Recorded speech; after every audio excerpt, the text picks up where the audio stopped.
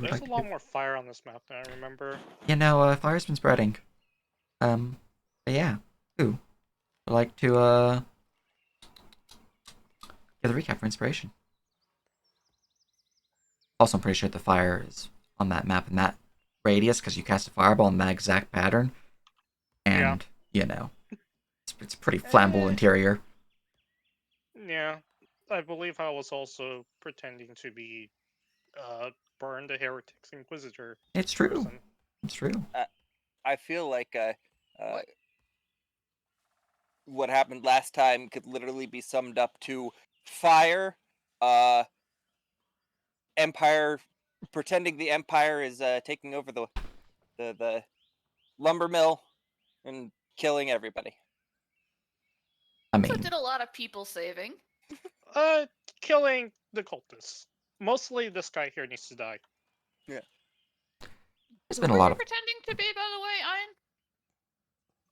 I believe it was the head of the Inquisition. Yeah, but what's his name? Osmond Tarn. Osmond Tarn. Awesome turn. Yeah. Okay, Sage, who is Cendric Tharn? Let's see here. Because I have that name in my head and I know it's yours, but I can't. I don't even know if it's from this campaign. But I have a lot of Tharns, so, let's see here. Give me the first name again. it's either Cendric or Thendric. Cedric. Let's see. I don't think so. NPCs. What are my NPCs in here? Not being able to remember must have really been a thorn in your side. See what you did there, and you need to go in your corner. Can I have mod powers, please? Just for this instance, whenever Sky or Devil make a bad pun. See, I have in my server that Sky is in, multiple different tags are in like the shame corner, the no corner, the Y corner, and I give them these on a near weekly basis. The problem is I have no shame, so you can't put me in the shame corner. And I claim them as trophies. Wow. The goal is to one day get 4 corners to make a room. Either which way. Shit's still in combat land. You guys have triggered the camp. They are now full out combat. It's crazy. Shit's on fire. I think most of them are fleeing though. Like at least these. Yeah, I mean anyone who's blue are pretty panicked because of the fact that, well, Osmond's Tarn's here. And there's fire, and there's Mm-hmm. Go home before you don't have a family anymore to go home to. Mm-hmm. But yes, we ended at the end of Ein's turn and the beginning of Garridan. So it is your turn, Garridan, as I go and put on combat music. Wait, did somebody do the recap for inspiration? I mean, the recap was pretty much shit still in combat land. Okay, I mean, That's the recap. Yeah, Can no, we get Devil's inspiration recap then? was inspiration. I mean, last session was pretty much, you could sum it up in 3 words. So, shit's fucked, fam. Shit's fucked. Yeah, shit's fucked. Everything went wrong, and now stuff's on fire. Yeah, pretty much.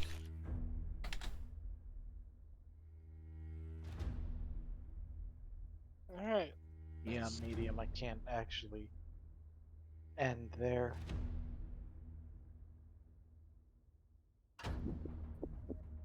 I'm just gonna just I'm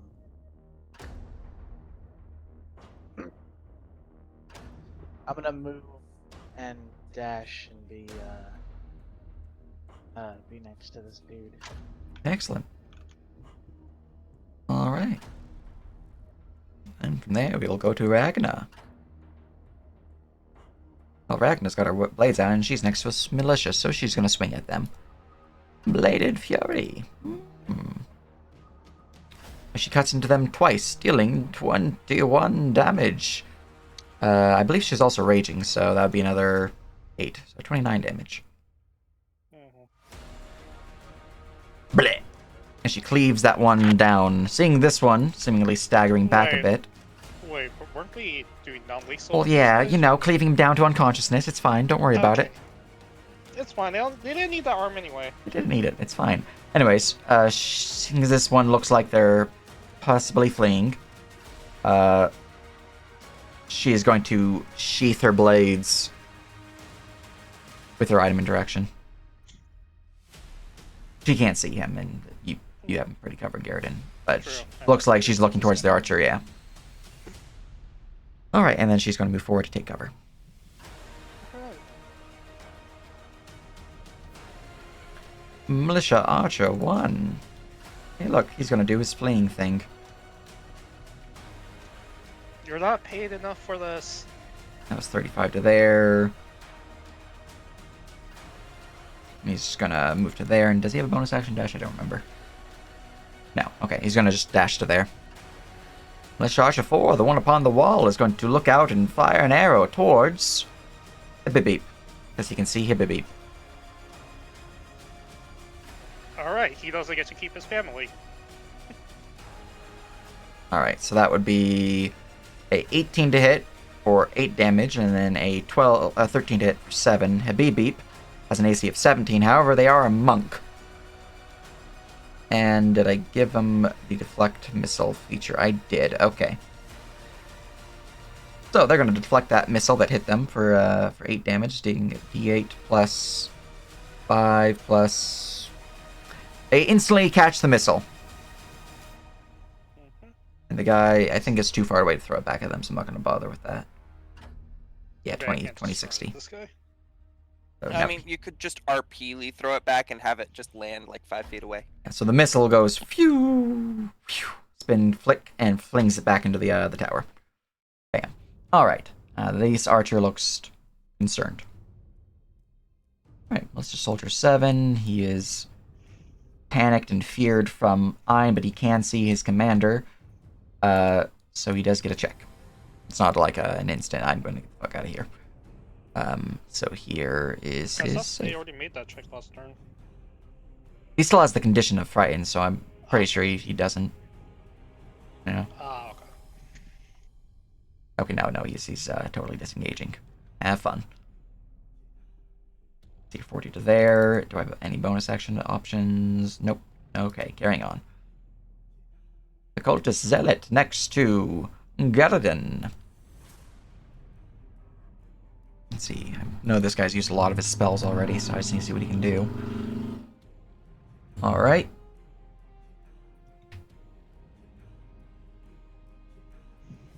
He's going to ready his Spatha, and then he's going to place a hand upon it, kind of striking the blade across his palm as blood begins to drip upon the blade, and with that, he'll incant a basic prayer in Primordial, and from that prayer, the blade will light and fire as he casts Searing Smite. So he's going to try to slam Right. into you. Well, that's my thing. That's rude. Yeah. Alright. Hey, guess whose AC is 22? Ah, damn. Very nice. I want to see if I'm gonna do something. He was commanded to run. You are right. You see that he was going to do this, but then he remembered that he is a banana and has to leave. So he does provoke from you. Yeah, I think I'm gonna do that.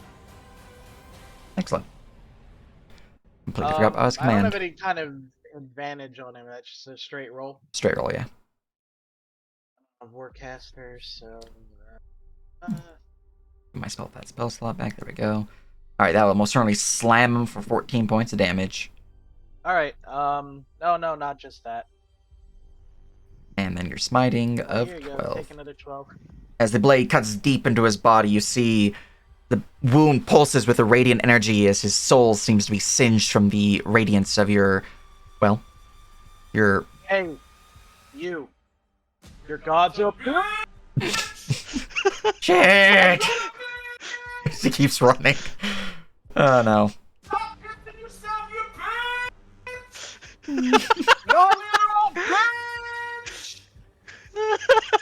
As a single tear drops from his eye. Pterodactyl can shoot him down. Alright. Monster Soldier 6, likewise, has to give me that save. Alright, he is going to shake his head, hearing the words of his commander, and he is going to step forward. Well, what's Give the me- DC? DC is 15. Okay. He's going to step forward with his mighty weapon. What kind of armor are you wearing? I believe it was breastplate. Sure, you make it.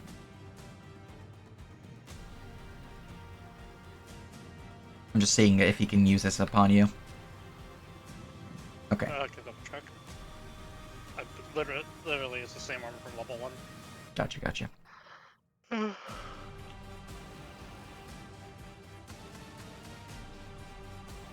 Now, it is important if you are wearing medium or heavy armor, so that's what I need to know. Okay.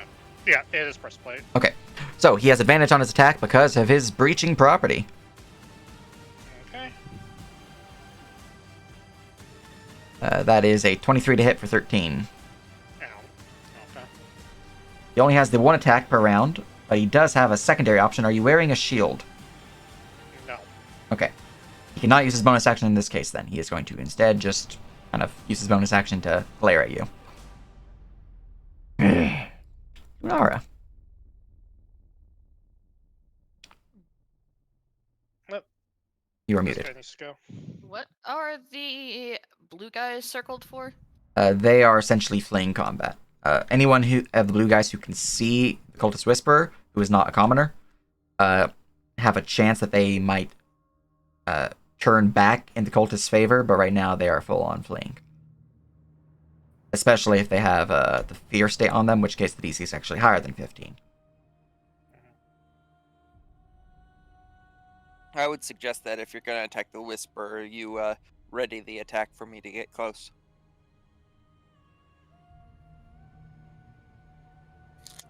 I ready the attack, then I can't take both my attacks. Why not? You You want can't ready an action and a bonus action. Yep. Oh. I could delay until after you. Yeah. But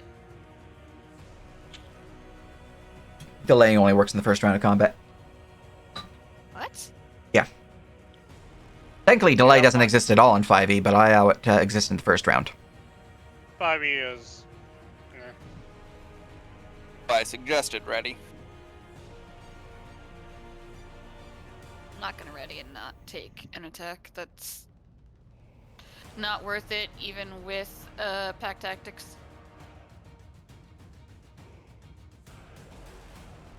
Oh, actually.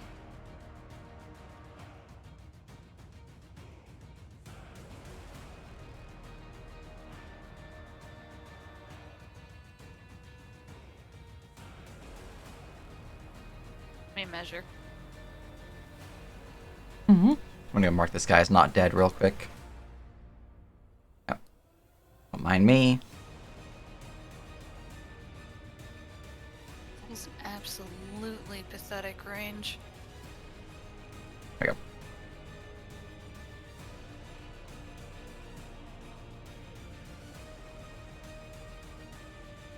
Oh wait, hold on.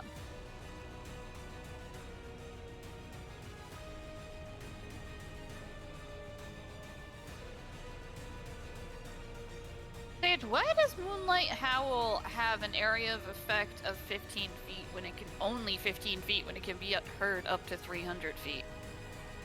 The supernatural benefits of the feature are within close range, but those far enough away can still hear it. So you can use it in two different fashions, really. You can use it for the mechanical effect of, hey, you're scared, or you can use it for the effect of, I want to alert my companions with this really loud howl.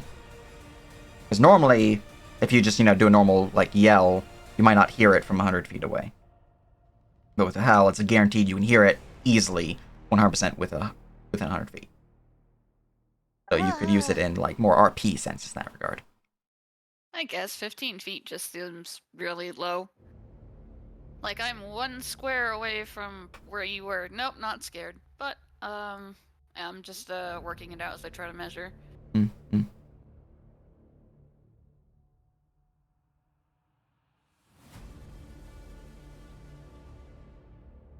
Oh, it's 300 feet. Better for the flavor. Yeah, yeah. That's what I was just like, it doesn't, yeah.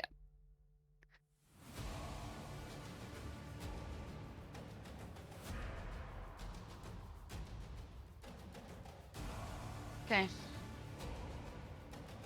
think it's here. This is the one spot I can hit both of them. Oh. I am the Inquisitor, but I'm not particularly worried about it. Very good, very They're good. gonna pass. Alright, so yeah, I am going to throw my head back with a grin and let loose a blood-curdling howl. Excellent. All right, what is your DC? Mm, Does it matter? They're already running away. But increases their DC to not go back on to the offensive. Ah, okay. yeah, I'm hoping to induce fear, so they kind of make sure they run away. My DC is 8 plus 3 plus 2, 15. Wait, huh? Unless I have anything that... 8 plus 3 plus 2 is 13. Oh yeah, I don't know, I was thinking 10.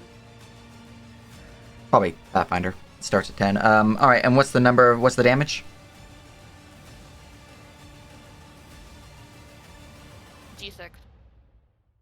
Well, yeah, but it's a d6 equal to your proficiency bonus, so you would have 3d6. Oh, so it's 3d6. Yeah. And you know what the other damage is, so I'm putting it in the AoE spell.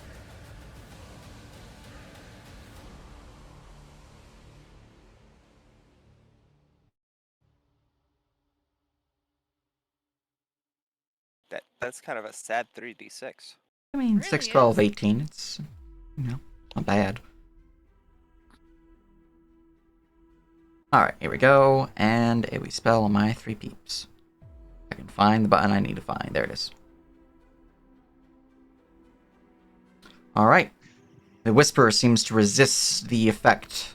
But the other two, the militia, hear the call, and you see some blood begin to ring down their ears, and their faces contort in fear. Alright, very good, very good. I'm gonna finish my movement, because I have 40 foot of speed. Yeah, I'm still eating. Thank you. And as a bonus... Yeah, that was an action. Okay, as my bonus action... I think we've ruled this before. Because it's an attack, my second blade, which says if you have attacked, you can attack again with your offhand, can be used? Yes. There. Moonlit Howl replaces an attack in the attack scheme, so it just is like you're attacking normally. But instead of using your first dagger, you'd use your howl.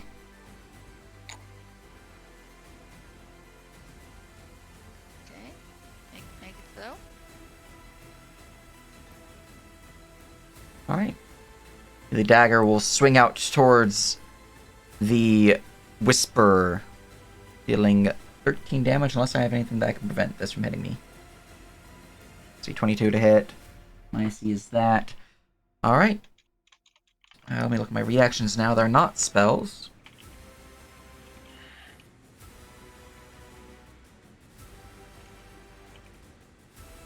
Nope, that blade will find purchase, slamming into me for 13 points of damage. That is psychic damage, though, correct? It should be. I'll double check, but I'm gonna guess yes. Hey. Yes. Alright. As the blade sinks into the creature's form, you see the creature winces a little bit, but not as much as you were expecting. He seems resistant to psychic damage. Okay. Alright. Very good, very good. Anything else?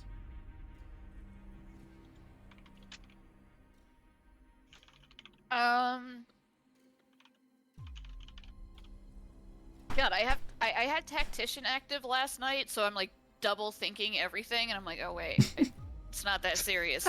I don't think so, no. Alright, from there we move on to his concentration check, because he did get hit. Do I have that particular feature? You are both in the mind link. He can tell you exactly where he is. Alright. I maintain concentration on my summoned creatures.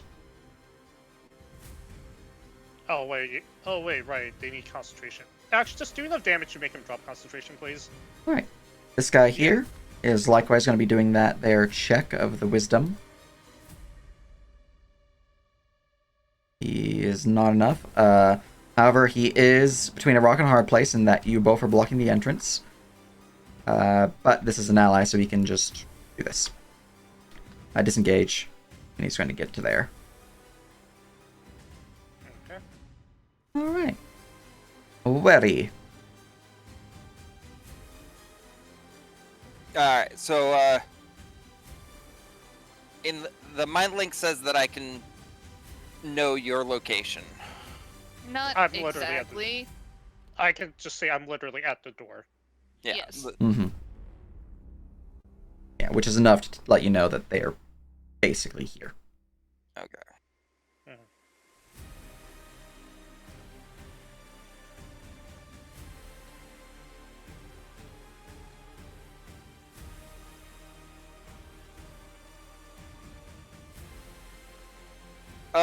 Yeah, I guess I can move up and over to here and attempt to forcibly move Ein down. Actually, that's the second problem. You look like someone else.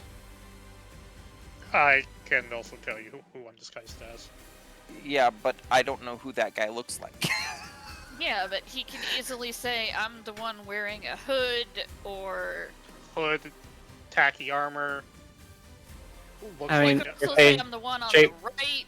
yeah. If they only shape change, they'd still be wearing like the exact same clothes, wouldn't they? Yeah, they Yeah. would. Oh, well, then there you go.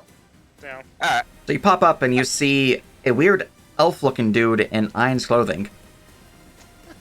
Alright, yeah, Probably doesn't.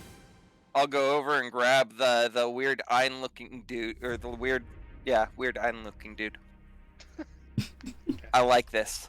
The weird Ein looking dude is gonna get grabbed and tossed Okay. out of the house, like Okay. forcibly manhandled. The Iron cosplayer. Yeah. I'm giving them a reputation for Say cosplaying 30. also. So I can grab you. I'm assuming you don't resist the grab. Yeah, no, I'm not gonna resist the grab. All right, I can move you. I think. I moved up 5, here 30, so I've got 15 more movement. So gonna move you over to there. Here. Here. Yeah, either one works. Yeah. Probably here. Thank you. Yep, and that's my turn, I guess. Aha! Let me just... Did you move away from this guy's threat? I did, yes. Okay, I was reading his, the message, so... His was forced movement, but Excellent. I'll take the attack of opportunity. Yours was not, so are you wearing medium or heavy armor? I am wearing medium armor, I believe. Alright, well, as a breaching, this is an advantage, so that is a 15 to hit for 9. Okay, yeah, that doesn't hit. Excellent. He swings at you wildly, but he just catches the door's frame rather than you. Fucking shit. Anything, and from there, go to Militia Pikeman 1. Alright. This guy cannot see his master, but he is also a little panicky because he's got the yellow, which means that his DC is higher. The bright side is someone tried to attack me, so my rage continues. And bye. Yes, he is fleeing the combat. At this point, I'm probably going to remove him from combat unless you guys really want to chase him. No. Yeah, so, Terrence the pikeman leaves combat. Alright. Militia Soldier 4. This guy has increased DC because of his particular fear. That's a check, not a save. That's a save. Alright. He seems to narrow his eyes. And then looks still a little scared. But he sees through the falsity. Or, the, you know, I wouldn't say the falsity, but he seems to turn back towards the cult side. Yellow red. He's still frightened though, so he cannot approach Lunara. At least not until the end of his turn, and if he passes the save. But right now, with his action and whatnot, he's going to use his bonus action to Second Wind himself for 16 points of damage. And then with his action, you'll see that he seems to ready something. Alright, that's his go. Alright, make a like perception check to see what? You can roll Or is it like tactics.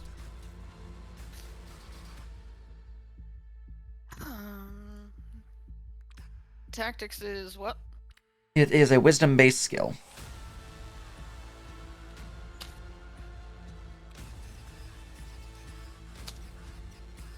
Alright, he is readying the charge action, which allows him to move up to his speed and make a single attack at the end of this movement. Okay. Costs 2 stamina to do. Yeah, easily. Just making sure.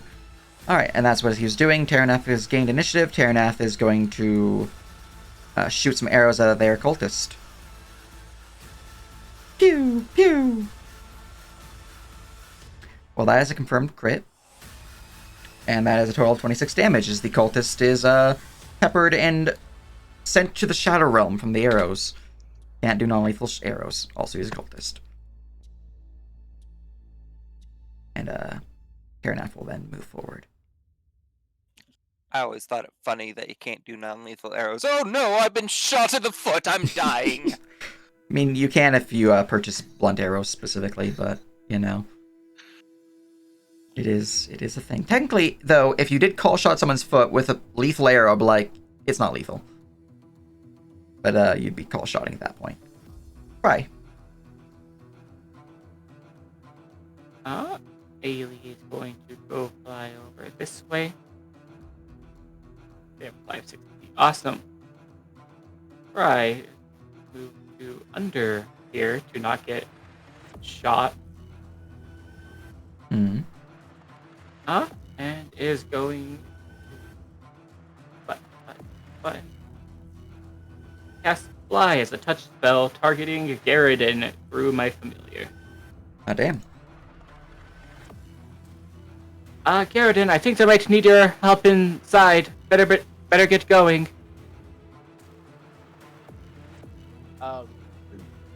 Right. Yes, we will show these ignorant fools just how high the Empire soars above their peasantry. And Ailey's gonna fly back that way a little bit. Alright, very good, very good. Anything else? I can't bonus action cast a spell, so I'm done. Alright, Militia Archer number 6. They are super scared. Their DC is higher. Saving throw, Wisdom. And they're run.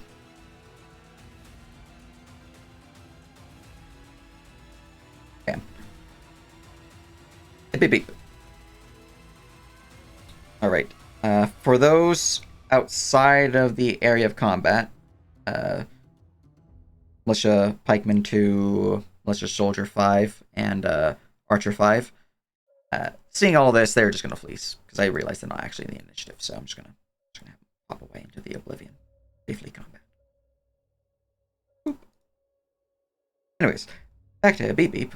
Beep Beep is going to run, jump, and climb, and they're going to roll some checks to see if they can get up here. Using their key points to, get the extra movement.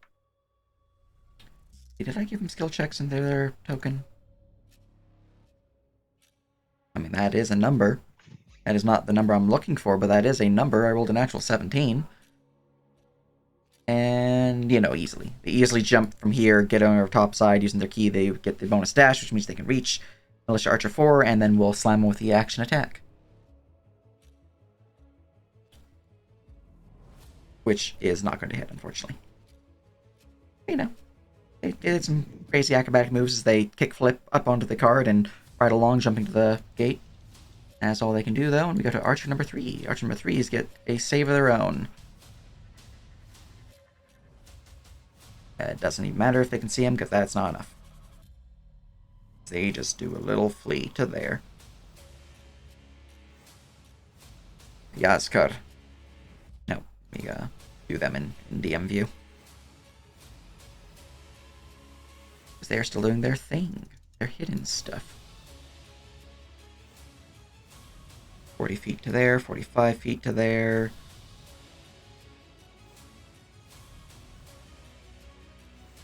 Alright, Yasker will use his base movement to get to here. I forgot to change his elevation.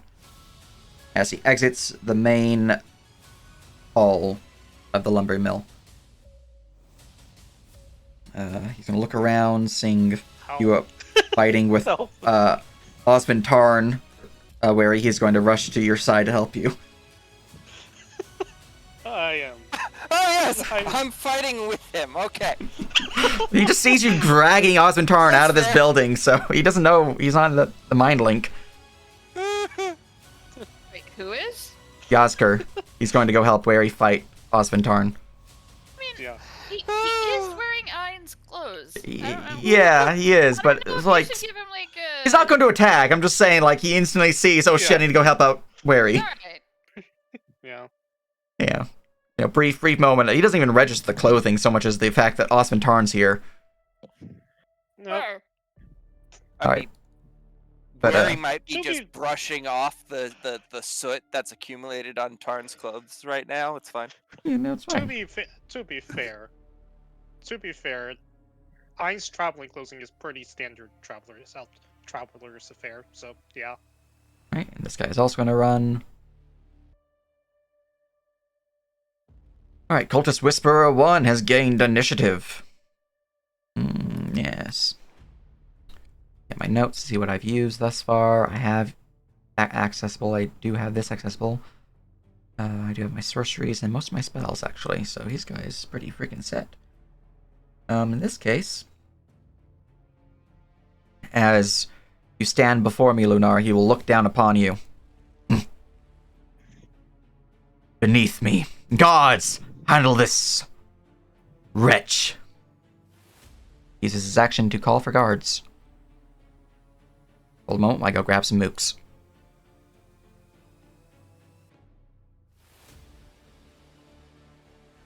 Let's see. I have way too many creatures on my I was Limbo actually map. hoping you'd clean that up. Talking and making some sort of skill check, like an intimidation roll, that I couldn't do until my turn, right? I mean, you can talk, but if it's intimidation, like you're wanting a mechanical effect, it'll be really rare if I'll allow it outside of your turn. I just wanted to say something to the guards as they showed up, but yeah, I get that. Alright, as this occurs, you'd see two guards from beyond this point here rush in. I believe the wording is to his side. Yeah, so they technically would summon, air quotes. They don't actually summon, and appear next to him. And they go immediately after he does. So I'm just going to give these guys and the Whisperer a purple halo so I know they all go at the same time, essentially. Alright, that was his action. Now for his bonus action. Oh, I also need to mark that ability as being down because it is a recharge ability. And it could summon more Cursed. It is a concentration ability, so I would have to use my Master Summoner feature to be able to do it.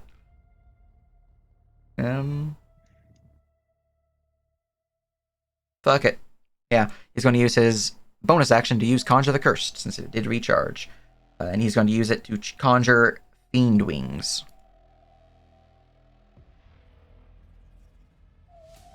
And you'll spend the additional sorcery points to do it subtly so it looks like Osmond Tarn's casting.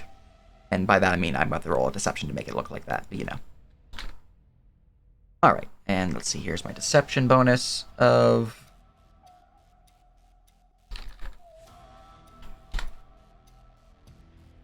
Okay. Alright. Doesn't really help the fact that this guy's frightened. He actually is more frightened as he sees 8 of these weird demonic bat demons show up. Everyone else who is currently fleeing, who can see Osmond Tarn, which is pretty much this guy, will get a new save at the start of their turn rather than just continuing to flee. Because, you know, it's time to fucking go. Anyways, that is his summoning. I will grab those in a second, but that's all you can do, and I'll click next to go to... Oh, shit, it's my creatures. Okay, I'll grab my minions. And I'll do my minions next to me as well. These ones have to roll initiative normally. If he thinks Austin Tarn summoned those, wouldn't he be more inclined to flee? I mean, it's more inclined to be frightened, but it's more inclined of, oh shit, the cult's right. Because right now you guys have been trying to like convince them that, you know, the cult's crazy. And I mean, yeah. didn't these things didn't I literally attack these demons while they walked? Through a fireball, you didn't attack the Yeah, demons. you attacked Yeah, people. you They were threw- just happened to be collateral damage. Yeah. I mean, I didn't hit any of them with the fireball either. Well, you know. It doesn't matter. Not by you chance, attacked though. this- Yeah, You that doesn't attacked the attack me. house. All right, I'm going to just give one of these because there's 8 of these little buggers, and they'll all go at the same time because that is a lot of initiatives to be dealing with. So this one here will be the initiative tracker, and I'll give him a yellow halo. Now all the other ones, I think someone within 60 feet of me, 90, yeah, okay. Let's see here.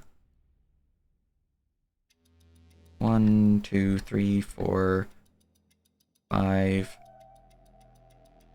6, 7, 8. All right, and I will summon them in the air. This is going to be... I should have not used the macro. The macro was much slower, actually. It's fine. Anyways, those cultists are then going to attack you, Lunara.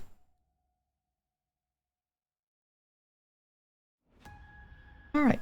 Cultists are pretty simple. They're just gonna, you know, stab you with a dagger. Dagger stab.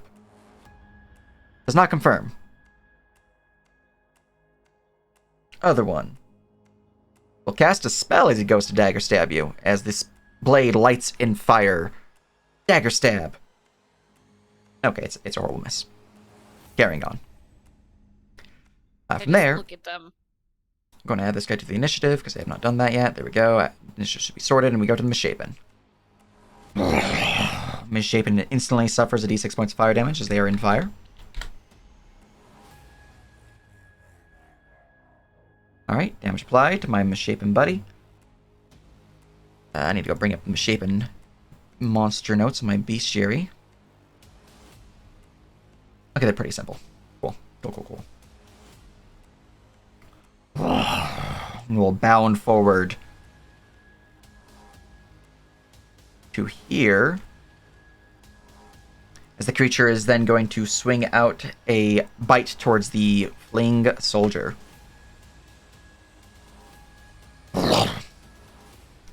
Which will crunch upon him, dealing 10 points of damage. And with bonus Double action, checking if there's something I can do for that. I forgot that his ability's down. Let me go roll for that. It's not back up. Okay, with a bonus action, he is not able to use it because it did not recharge. So that's all you can do. The other Misshapen is going to do something very similar. But he is going to bite and drag this guy out. So it's a grapple attempt. Which is a +4. Okay. 17 versus the malicious +6. Okay. Alright, the guy is tempted to be dragged, but nothing happens. The creature does have his ability down, so I'm going to roll d6 to see if he gets it back. 4-6, yep, he gets it back, and he's then going to use it as he spits a globule of some weird necrotic energy in Wary's direction. As he uses Life Drain upon you, Wary. Fun save. Oh yes, the one thing that we don't want me hit by. Yes. Hey, I have a question. Do the misshapen, is that a concentration thing? Misshapen are concentration from the Whisperer, as are the Fiend Wings, actually, which implies that he can concentrate on at least 2 summons at once. Then shouldn't he have made a concentration save when... Oh, he did. I did. I rolled an 18 or something like that. Is life drain magic? It is considered a supernatural effect, which means magic resistance applies. Okay.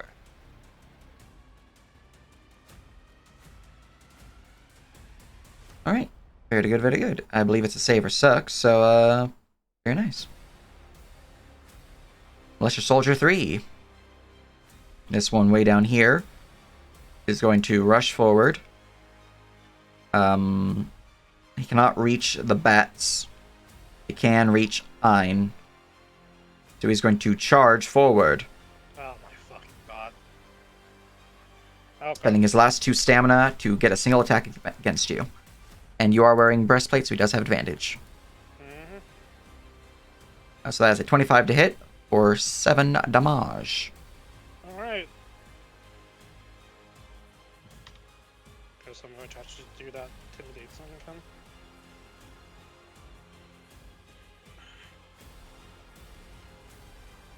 Alright. And that's all he can do, so from there we go to the top of the round with Thine. Alright. Well, first things first. I need some healing back, so didn't want to hit this guy, but actually, hold on. Can I actually hit this misshapen from here with the spiritual weapon? From there, you could. The misshapen would have cover. All right, militia soldier, you're my healing fodder. No, I'm not sorry. You fucking hit me. It's true. And also, I think I need to make an example to boost my intimidate. So, on the militia soldier, never mind. I'm never going to get the healing from that. Alright, the fox tries to leap out and give him plushy slams, but it misses, unfortunately. Well, it's not a fox right now. It's the... Oh, it's his scepter, yeah, no, the scepter swings out towards him, but he manages to parry the blow, knocking it to the side. Alright. Well, either way. I need to get healing somehow, so... Mm-hmm. I'm not going to fireball Lunara. I'm going to just do this. Alright. Hold on. I have evasion. Do you want to take the chance against my fireball?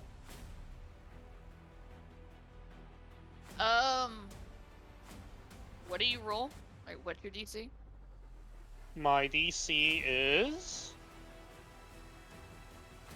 So, rogues get 16. evasion at level 7, you're only level 5 rogue. You don't actually have it yet. Unless you have it from an item or something.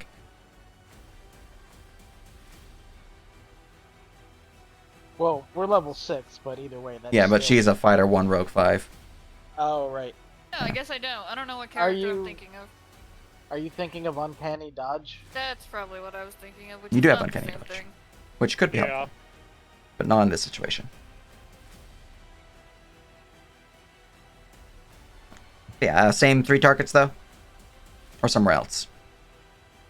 It's going to at least be those 3 targets. It's Okay. more of, Lunara, do you want to risk taking the damage? Or no?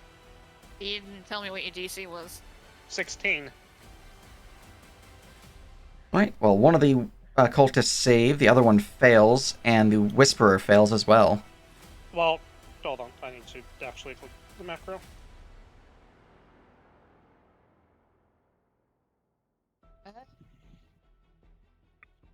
Because I could move it down here so it hits everybody here.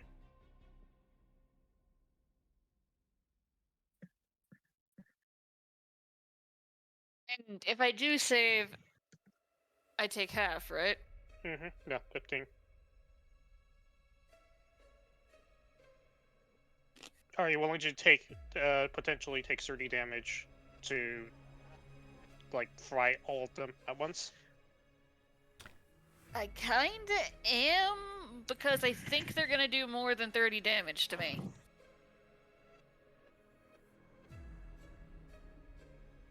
Okay. Yeah, I would tell you in the mind link just to do it. Doing Alright, the Fiend then Wings that- as well.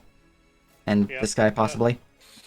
Yeah. Yeah, they have enough range to get everyone. Okay. I need to make a statement here, basically. To basically re-intimidate people to getting the fuck out of here. Alright. All but one of the Fiend Wings fails. The Fiend Wings can survive if they succeed. The Mustache Soldier, same, even if he fails. The cultists will instantly die, even if they save, because they have 15 HP. So both cultists just turn into a disintegrating mess. With them doing this... let's see here.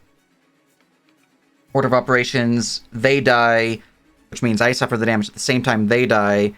My reaction from the Whisperer then triggers. So I'll be using a reaction from the Whisperer in just a second. I need to get these guys killed. Okay. Alright, and then, let's see here. The Fiend Wing that saved was number 7. And then I also heal 16. which is the real reason I did that fireball. And these ones are both dead because they suffer 30. And then this one here, number 4 of the soldiers, also failed and suffers 15. Or 30. And then for the big boss, Honcho, he suffers 30 damage. He must make 2 concentration checks. One for the Fiend Wings, but we'll do the Misshapen first. Misshapen DC would be 15. So that's a pass. Now for the Fiend Wings, DC would be 15. That is also a pass. Alright, then we use my reaction, which is Stolen Vigor.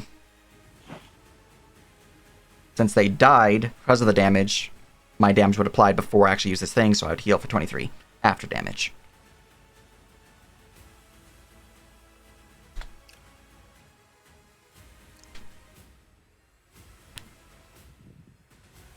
It's true. Alright, you see a strange tether anchors itself from the Whisper into the body of the corpse on his left. The ash is flowing through this tether and into the body of the Whisperer as you see the wounds seem to regenerate, the burns wash away. And that is his reaction. Alright. Anything else for you, Ein? Time for another intimidate check, I think. Mm-hmm.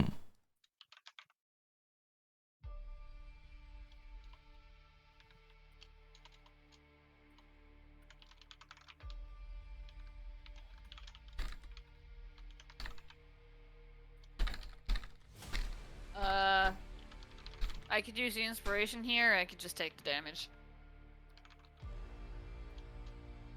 You can have a lot of backup, so I would be fine, but I wasn't the one who did the thing, so. That is a wary question. You can have the inspiration. I got diverted from backing you up to help Ein, so it's only fair. Yeah. Hmm? I'd be okay with that. I think I need a Garridan smiting here, though, against this guy. Because realistically, we can't kill all the summons. Especially not these guys. These guys suck.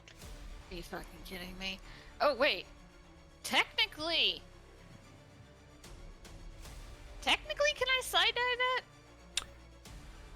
Let's see here. 'Cause I know the... Oh, no, wait. That's not how that works. It's, You could Destiny that, probably. Side eye is only applied on ability checks. You could, or ability, skill, or tool checks. You could Destiny, though, if you'd like. You have 1 remaining for the day. Yeah. 2 up.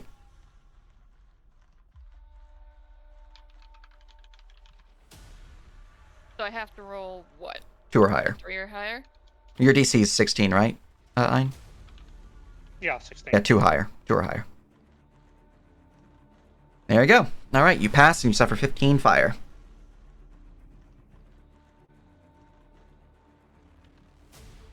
I'm just gonna do this for you. Alright, and I Actually, kind of forgotten how to roleplay him, but... If I recall, did I have advantage on the Intimidate or no? you did. Okay.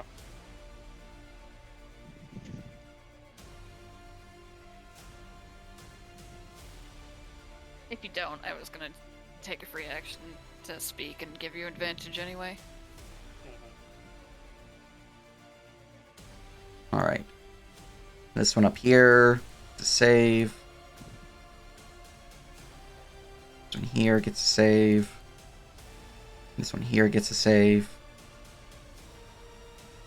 And here gets a save. Alright. I guess it's a lot more convincing after I started fireballing them. Mm-hmm. So, the 2 that were not feared are now feared.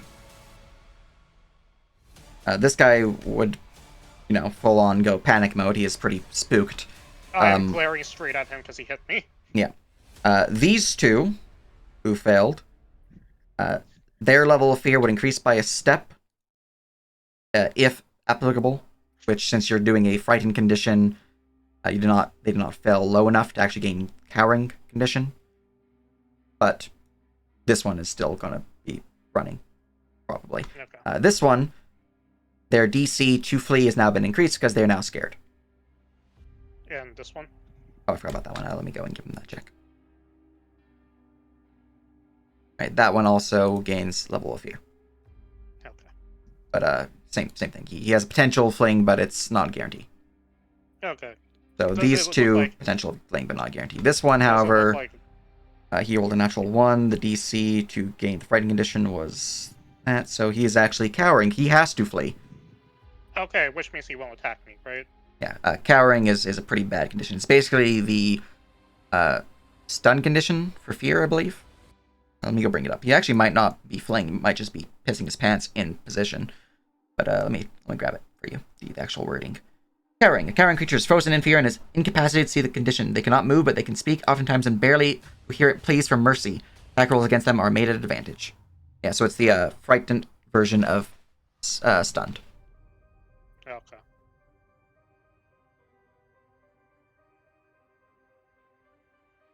Alright. Anything else?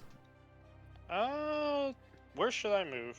Also, did not mean to close that. I actually kind of want to keep my conditions open.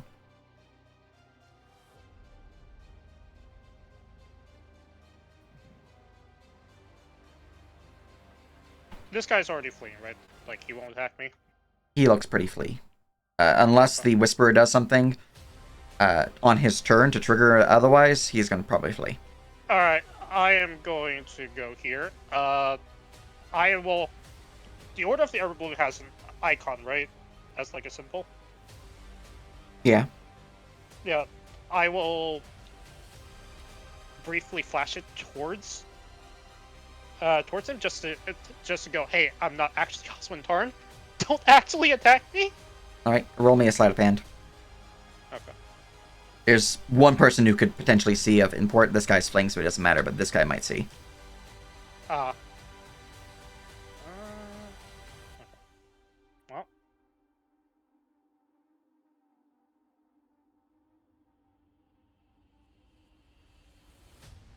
Alright, well, Yazker will see it and give a confused nod.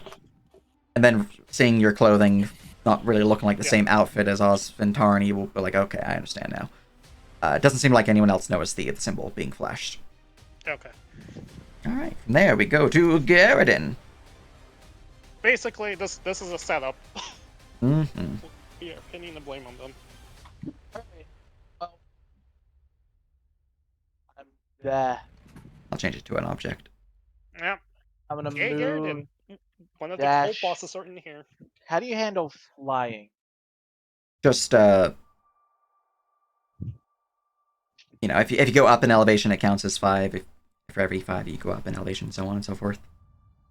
And you can do diagonals the same you would diagonals normal, so you can go 5 forward, up, 15 forward, up, 5 forward, up, 15 forward, up, so on and so forth. I would get to about here. Flying has a base speed of 60. Yeah, but I'm counting some diagonals going up. Well, how tall is this wall? I believe the barrier for the gatehouse is 30 feet. Yeah, I'm going up some diagonals to get to that, so that probably cuts me down to like a third to like 90 where I'm at. You could also use the stamina, I believe, run action. Yeah, you just to could get stamina a run. little bit more. I'm considering it. I'm just trying to remember what's the DC in my head. Stamina run doesn't have a DC, it's just you'd roll a d4 times 5, and that's the additional movement you'd gain. Alternatively, you could use the other stamina options of charge if you wanted to try to do a running attack, but no one's really in range for that. I think they're thinking of overexertion. Oh, overexertion could work too. I'll use the stamina run. So that's 15 feet. more feet. Yep, and it costs 2 stamina to do so. Okay, that'll get me there. I can at least see people. Do I have anything I want to do? A bonus.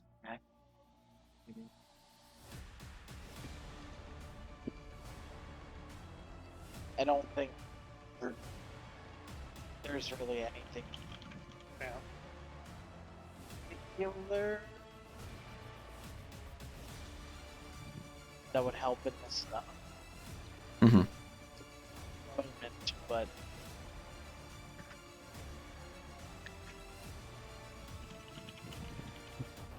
yeah, I thought there was something with my shield lets me do this bonus, but I don't see it. So Gotcha, yeah, that's gotcha. my turn.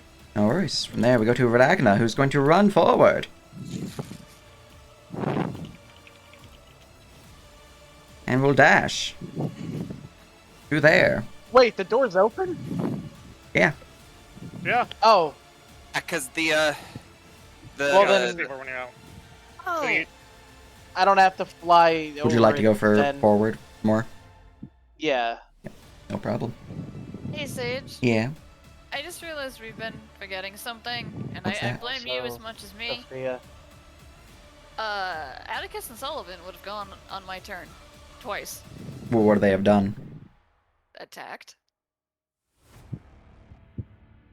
I don't think there were targets in range to be attacked. Besides Well- maybe the cultist who. Yeah, they're currently attached to it. They could remove it swiftly, but everyone that they would have attacked are now dead. So they're not They're attached. They not shrugged attached. off. They shrugged off, that's why they don't have the grapple symbol. They could have at least moved in 2 times. I mean, if you want, I can put them towards the combat, but that does mean that they will then be combatants in the combat up in the interior of the lumberyard. Well, I don't know their attack stats. Could you give those to me real quick? They basically have the same stats as a lion. Let me go grab that. It's a I typed PFSD when I meant to type 5e. I've done that. Yep, Discord. General OC. Here you go. Those are the stats. They essentially have that.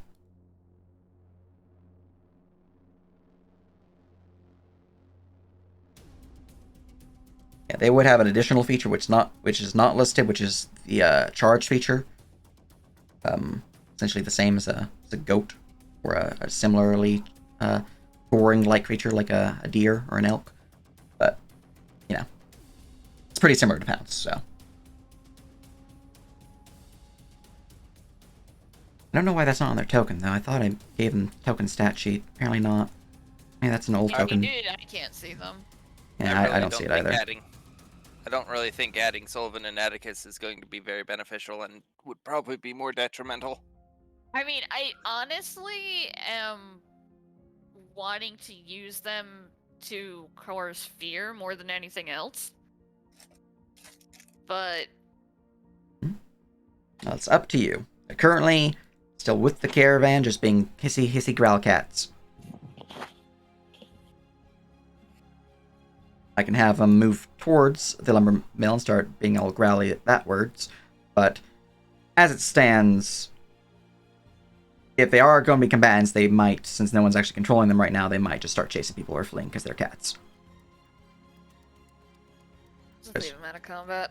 Yeah, I mean, like, see kitty cat, see someone running, it's pretty fun.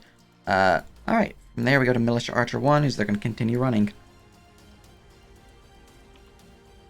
These three, I'm just going to flip them off the end, since it seems like they're just going to get out of here.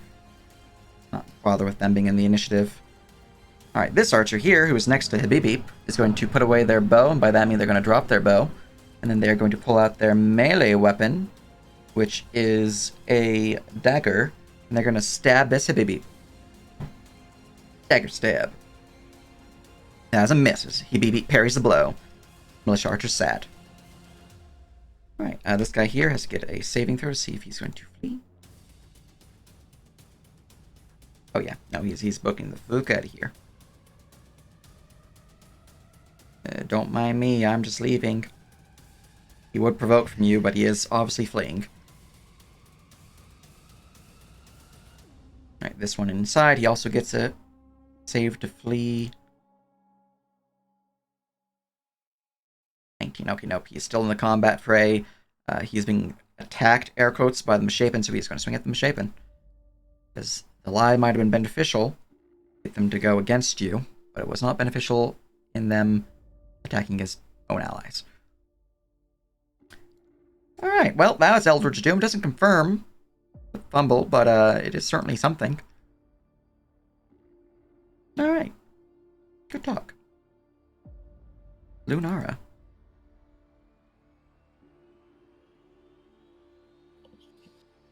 Okay.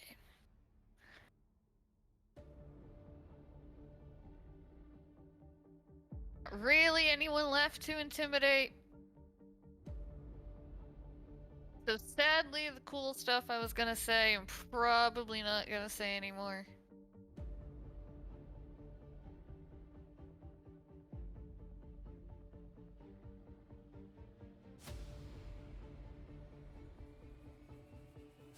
And I think to create stop this guy's concentration. Hmm. Hey Sage, what's his ballistic AC? 1 moment. Putting some fire down. There we go. Alright. His ballistic AC would be unchanged, actually. He's not wearing any armor. So his AC is the same as it would be normally, which is 16.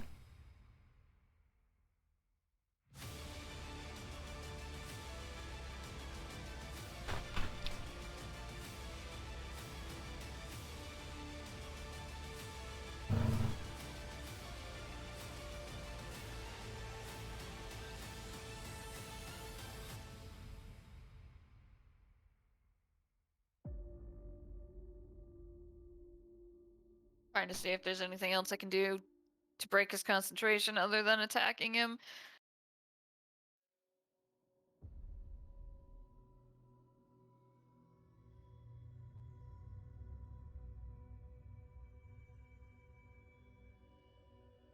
Alright.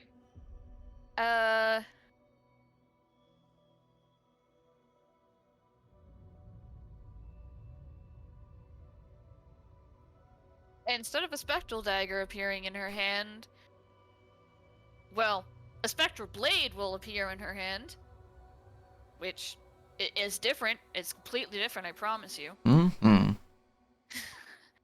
And, okay.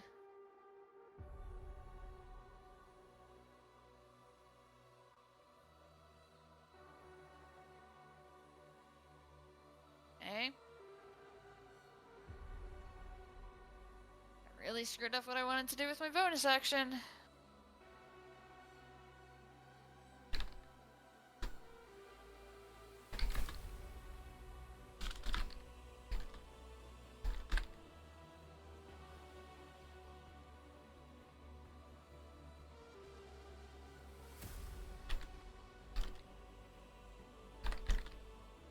Well, actually, hey Sage, can I Mhm. slightly reorder things? How so? Can I use steady aim as a bonus action first and get advantage on that attack? Steady aim from what? I don't know, I have it. I can't. The cautious optional rule that Oh, that gives one's not applied advantage. for rogues. I don't allow that one. Yeah, there's so many other things that I allow people to get advantage from that the one thing that just says rogues can always have advantage, I don't allow.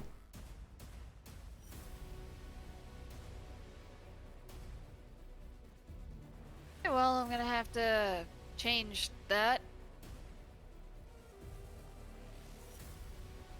And I just fucking miss completely. Alright.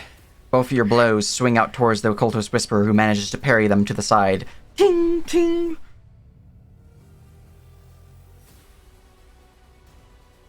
Alright, anything else?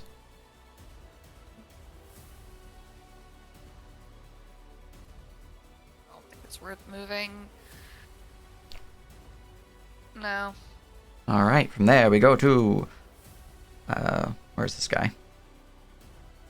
Okay, here he is. He's right in front of you. He's going to roll his save. Oh. Oh. He turns red. He's still frightened.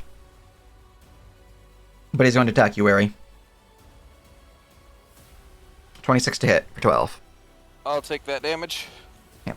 And before you ask, he would have disadvantage if he did not have breaching, which gives him advantage, so it's a flat roll. Yeah, that's fair. Right, and you don't have a shield, do you? No. Gotcha. Well, yes, but no. How so?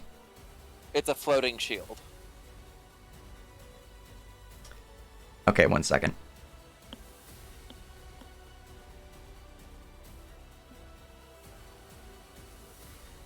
Is it considered equipped, or is it just something you need to be attuned to? Like, let me look at the item itself. Where is it? I think it's in Animated shield? Yeah, animated shield. It's technically not equipped because I can use both hands, but it's Yeah. technically equipped because it blocks things. So. Yeah. You're considered the wielder for the purposes of the enchantment for most of the wording, so I would consider that you'd be a wielder for it for purposes of my disarm. So, bonus action, Okay. going to attempt to disarm you. I don't think you're going to fail because it's a DC 12 strength save, and you're a barbarian, And I'm raging. and you're raging, but you know. There it is. Let's see. Strength, rage. Yeah, it only floats for a minute. I don't think it disarms me. Almost Yeah, did. no, you're fine. Almost did. Mm-hmm. If you had disadvantage instead of advantage, it would have. Alright, he tries his best, but he fails. Alright. And from there, we go to Wary. He tried to disarm you. That guy's action decided mine. Wary will straight up glare at him, step to right here, and attack the creature that attacked him. Excellent. Final Resurgence, Reckless Attack. I can't use Projector because the person moved out of range. Now, by creature, you mean the misshapen, or you meaning the militia? The misshapen. Gotcha. Right, a 22 will most certainly slam into the misshapen. The misshapen doesn't have any things to prevent said murder of their face. So that is 24 damage crashing into him. Lovely. I'm also going to, well, actually, As the blade crushes down, leaving a massive gash within the creature's upper left shoulder, you can see blood dripping upon the ground. A thick green, viscous-like liquid. The creature looks out towards you.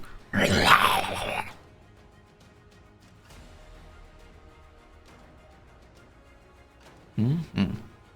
Good thing your weapon counts as silver and cold iron, because he's resistant to non-silvered physical. it is. It's good. Mm-hmm.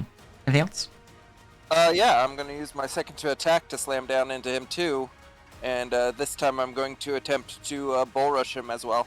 Excellent. 23 will most certainly slam him. And now to remember how to bull rush. It is an athletics opposed by my athletics or acrobatics. Base, if we meet, if you hit the DC, then I am pushed 5 feet away. For every 4 above that, you push me additional 5 feet. So you beat me by 8, which is a total of 15 feet away as you slam me back. All right.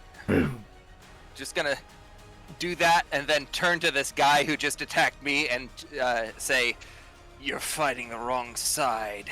Leave now." Full intimidation.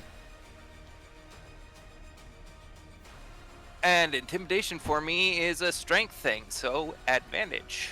Mm-hmm. 3. Let's see, let's use this guy's skill check for an easier calculation of the DC. Yeah, no, natural 1. Yep. Alright, well, you think that he is changing from that to getting the fuck out of here. Let's change that to actually be sign. There we go. I figured he's also probably changing his pants. Yeah, a little bit. With a natural 1, he technically would be cowering, but he's getting the fuck out of here. Alright, very And good. that is sadly my turn. From there, we go to the Fiend Wings, this swarm of bats, or bat-like demons. Alright, each of the Fiend Wings will let out a most painful, high-frequency screeching sound. Allows them to see. Because of this, they each gain 120-foot blind sight. I'm sure that's fine. It's actually how they see. The full wording's pretty fun. Anyways, Let's see here. They'll begin flying up this way. I'm going to send 2 to you, or 3 to you. They're going to dive down and just like swarm over top of you, Weri. These two are going to swarm over down here, and this one is going to swarm down upon Lunara. I'm going to get rid of this because I've added the fun effects. Oh, my damage didn't apply when I took it. Oh no. I believe it was 12. Something like that. From the most recent attack was a... I'm fucking blind. It was around 12. Anyways. Going to go with Wary first. These here bats are going to bite you.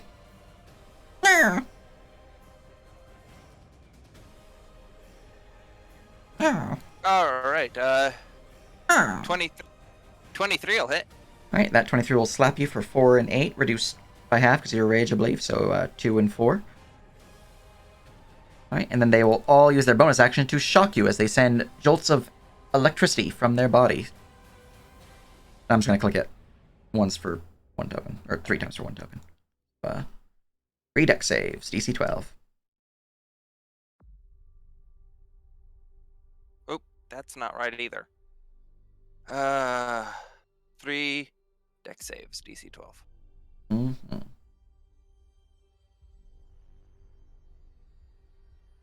Is this a magical thing? This is actually natural for them. Oh, okay. Yeah, they're like shock lizards.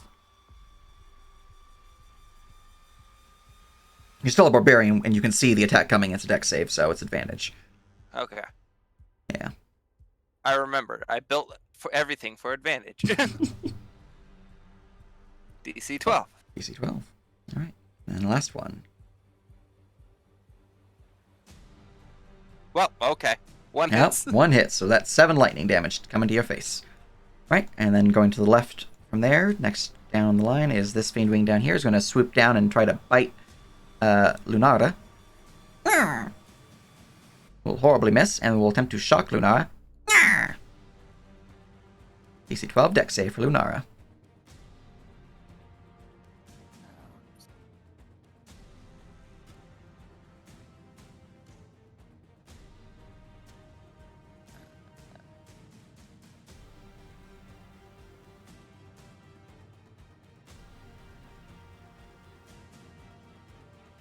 Excellent. Alright, that one's done. We then go to the 2 upon Ein. Oh boy. Well, that's a 17 to confirm a crit.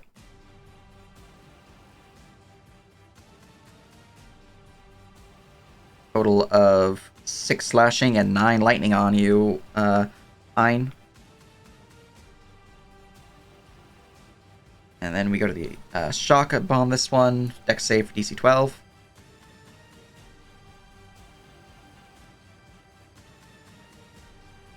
You're good, and then a bite, another 9 damage, and another shock. DC 12 dex save.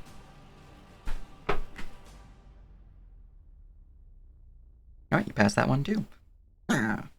As the Fiend Wing's turn, we go to the soldier. This one here. They are going to get themselves a good old-fashioned Chekaruni. And they are going to do the fleeing thing.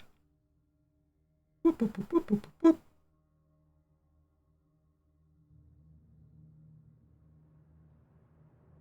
Alright, that's where they run to. Eranath. Eranath's just going to run inside. I don't remember what his actual movement is, so he can go another 20. Cool. Here we go. Cry. Okay, here we go.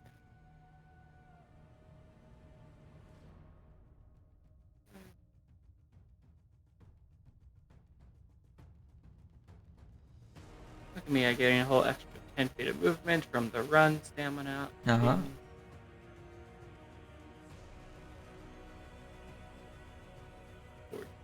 There. I am going to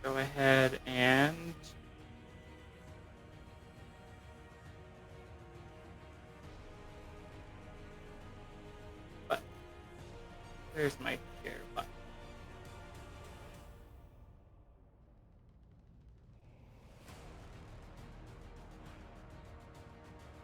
I have misplaced where my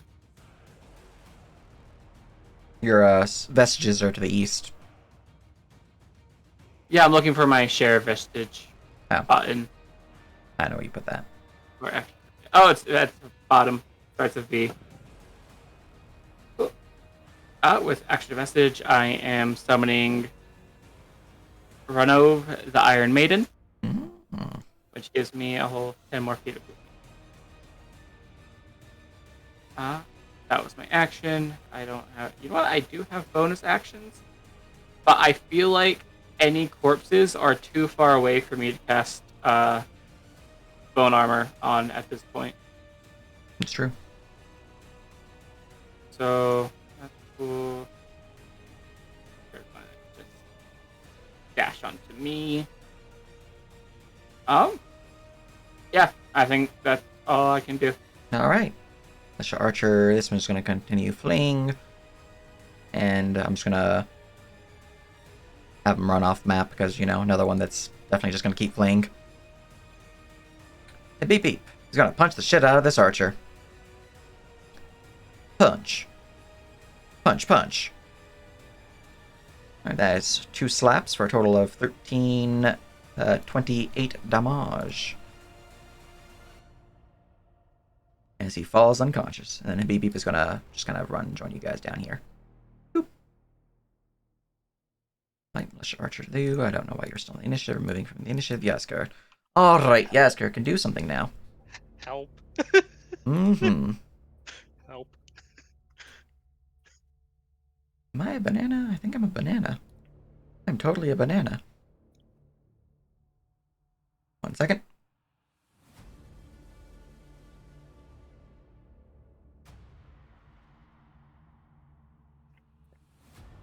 Oh no, I'm not a banana. I'm just partially a banana. Anyways. Let's see. He is going to, seeing how injured you are, he's going to rush forward.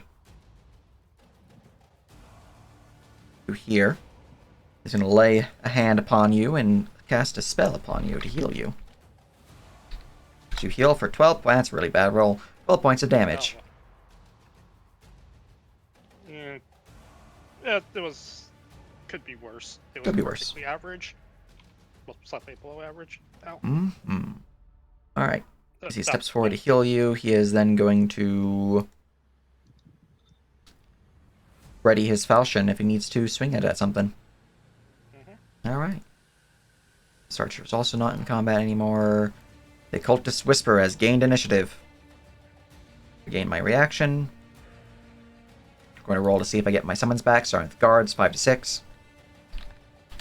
Nope. Going to look for my Conjure the Cursed, 4 to 6. Nope.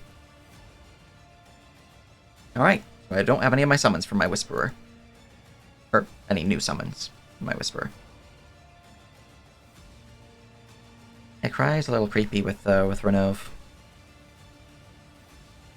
Let's see.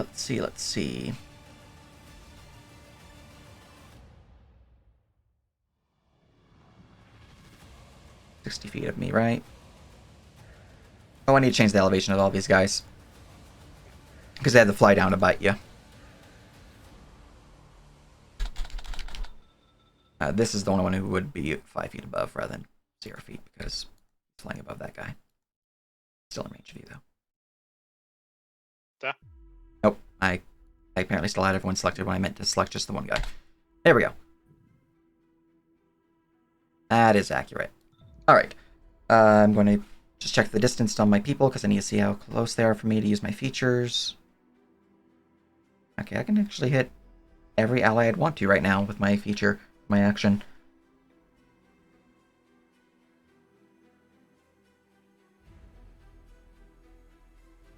Yeah, okay. We are going to use my action to use Call to Action. Call up to 5 allies within 60 feet, so all my people that I would have interest in calling. I can choose up to 5 of them.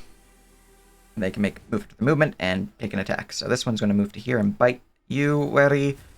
This one is going to move to here and bite you, Lunara.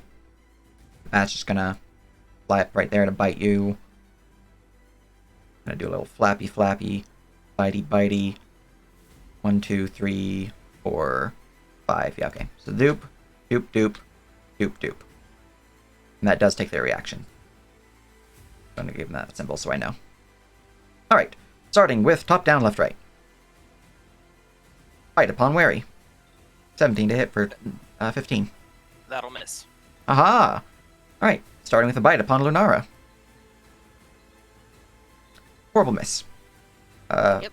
Fiend Wing, flanking against Lunara. That is a 18 to hit you for 11. Meets. Alright, then that means you take 11 damage. Alright, and we go down to here, flanking. Or no, it'd be the second one who has flanking. First one is just normal hit. 10 to hit, and then the Yes. other one is flanking, so +2 to this. Horrible miss. Alright. That is my action, and my bonus action I cannot use because I already have minions, and I can't actually use that because it's down. So I'm just going to end my turn. I did get myself Quicken Spell. Do I want to cast a Quicken Spell?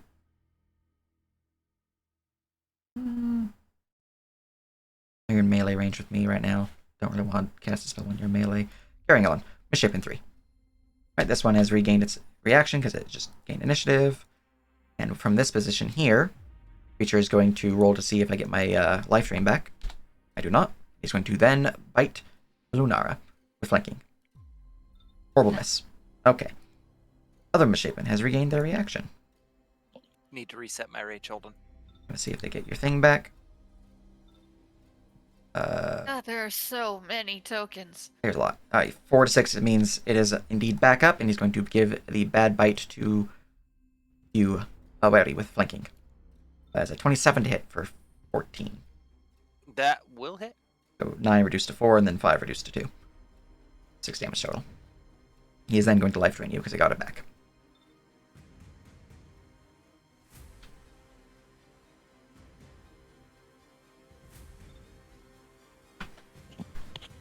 Alright, DC 14 con save.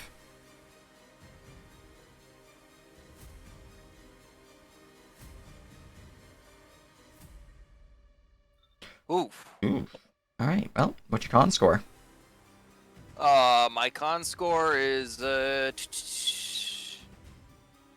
pretty sure it's 16. Yeah, 16. Alright, you suffer 16 reduced to 8, and I gain 16 temp HP. Alright, that's that one's turn. We go to Malicious Soldier 3. He is pissing his pants, panicking. 9. Alright. Well, first things first, I need to see if this scepter, which is inferior to the stuffed animal, can actually hit for once. Mm-hmm. Aha! Okay, That's a finally hit I for get 6. that healing. I finally get my healing. It's a good Christ. thing. Oh god, I desperately need that. Let me double check how much I heal. I just realized this creature has a metric fuck ton of temp HP right now, so I think I actually overhealed him, so I'm gonna just bring him down in HP. A 2d8, heal 7. Wow, these 2d8 suck. Let's see You here. know what? I'll take it. I cast that spell on the first round. This went bad. So he would be Delayed healing. right. Uh, That, bring him base, and then he would suffer 6 damage right now. Okay, that's what he should be at. Alright.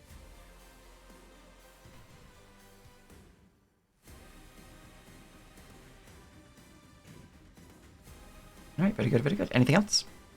That was my bonus action. I'm trying to decide what spell I want to cast as my action. Mm-hmm.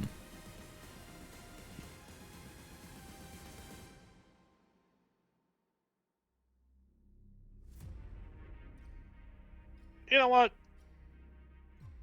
I've had enough. I do not actually have a macro for this. Hold on. Mhm. But I'm going to start using everybody's favorite third level spell, Mm-hmm. Spirit Guardians. I will convert it to fire damage, of course. Hmm. Let's see. That's you are. 15-foot aura. Yep. Okay. Not gonna lie, only found out about the fun of Spirit Guardians yesterday. Oof. Like one of the best Yeah. cleric spells. Yeah, we I put. don't play clerics. That's fair. Yes, they put it on a fighter. I am suffering in that game. You're suffering. Shut up. All right. Oh my god. Is that your damage for it? And Yeah. That's miserable. Gotcha, At least it gotcha. refreshes at the start of the turn. good old Spirit Guardians. Alright. Yep. Wisdom save. DC is 16, so 1 saves, 1 fails. 8 damage. More importantly though, I get the healing I want, which is 3d8 to myself. Mm-hmm. Okay, that's damn. a solid It's a good one. 3d8. Almost max. Yeah. Alright, very good, very good. Couldn't be the damage, but you know what? I'll take 19 healing. Anything else? I am going to Arcana check the Cultist Whisper. Excellent.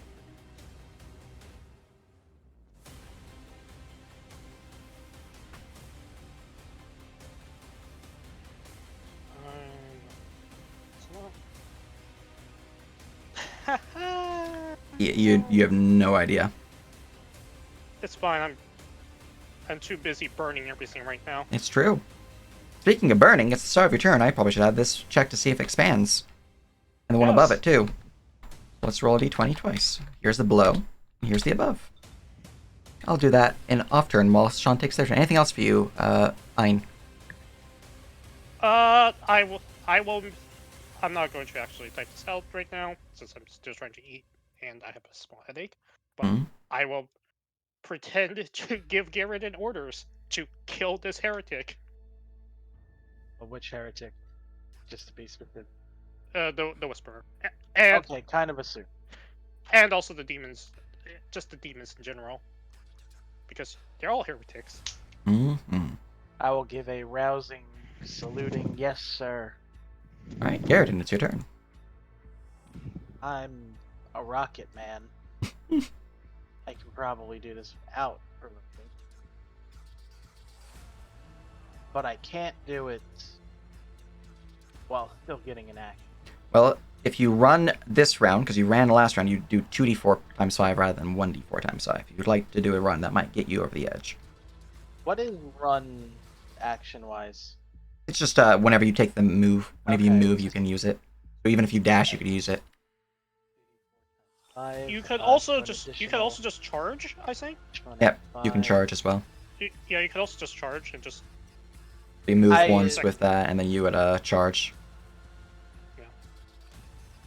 It just costs stamina. Well, no, I really I need to actually move and dash even with my 60 feet because he's like 110. Oh, what they're feet saying Yeah, is you can move, that's and what- then you can use charge, which lets you move and attack at the end of the movement.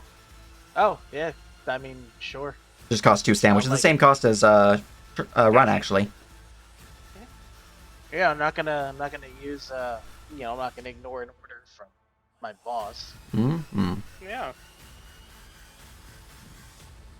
Okay, single martial attack.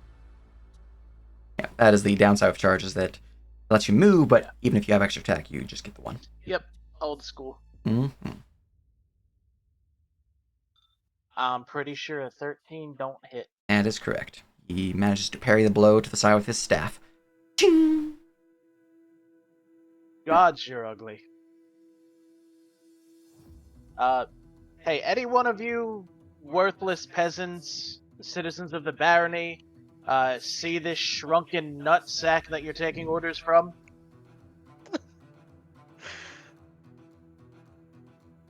You see that, right? This one here is He's currently got- pissing his pants. He's got skin made of foreskin. In fact, I'm going to call him Rumple Forestiltskin. That was a Maybe messy Puffy. rhyme, but you're disgusting looking. Is this- Barony never Are you going to change. We change sometimes. You're making me want to change my eyes. You ugly. You hear that, people? The Baron and his men still attack the feeble, the weak, the disfigured. They attack those not strong enough to defend themselves. But fear not! We, within the Church of Malrathis, will protect you. Oh yeah. Look at how great of a job they're doing. Out of curiosity, are you feeble and unable to protect yourself, or are you going to protect other people? Take a good look, citizens of the barony. Those of you that have run are alive. You know who else will be alive? The families of those who run. Families, you say? Families that you intend to kill with your fiends. Oh, you mean the ones that very conveniently showed up as soon as you said, "Hey, look, fiends." Hey, listen, buddy, just between you and me, we know what your deal is. I'm going to send you to whatever hells you crawled out of. Just between And you then and we're I, gonna spit you up, because you're a foreskin man. you're kind of an asshole. Yeah, welcome to the barony.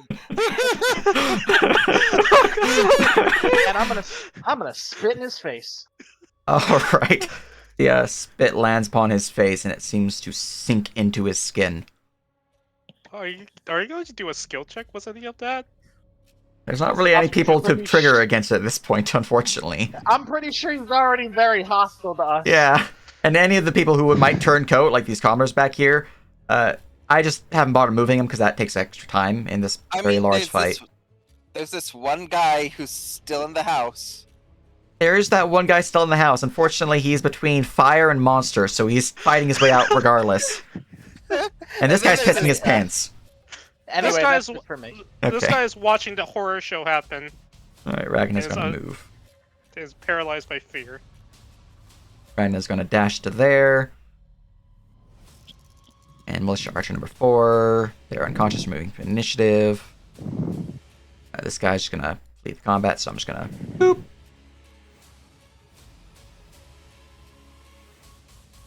Alright, number 6. Hey, look, they're the one who is super much pissing their hands. So they are going to swing at this mighty misshapen, because it's a demon in their face.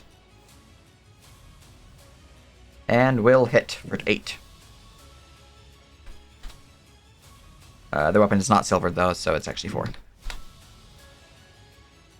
Oh, they had 10 HP. It's fixed. It's fine. Yeah, that's the one that bit me. It's Yeah, fine. yeah. Everything's good. Alright, Lunara.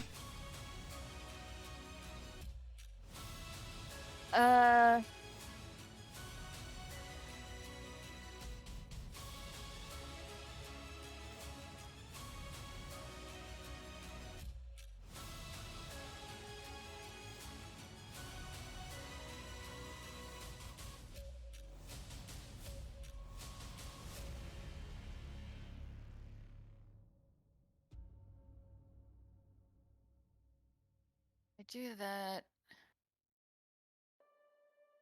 The Misshapen and Fleshwing 7 can take their A-ups. They've been This one thoroughly pathetic. Cannot take it because they have already used their action, but this one can. And he is going to use his reaction to bite you. Stamina can give you a additional disengage movement. Yeah. Specifically, step allows you to move 5 feet without provoking an attack of opportunity, as if you had disengaged. However, if you do so, your movement for the remainder of the round is halved. Well, then I'll just do that. That works. Cool. Alright, What cost you 2 stamina? stamina. 2 stamina. How much stamina do we have before? Your base stamina is your half wait. of your con score plus your proficiency bonus. Before you do that, are you using? Oh, never mind. You're probably using your bonus action to offhand. And for a refresher on the full rules, those are all the stamina stuff.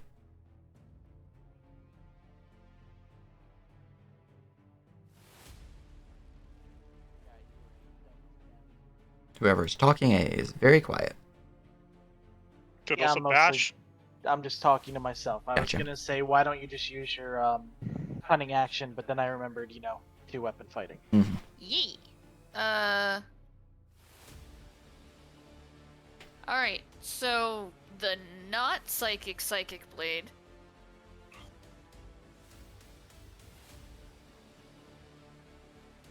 Even with flanking, that is a miss, unfortunately. Maybe declare a strike attack with stamina? Question mark? Or can you only use stamina once? You can use stamina once per attack. Depends on the attack type, because like charge will let you use charge and then a strike / bash, but normally it's just one stamina option per. Oh, okay. The great thing is I can charge, then stamina charge on top of my charge because of my weapon. And all it does is eat my movement speed.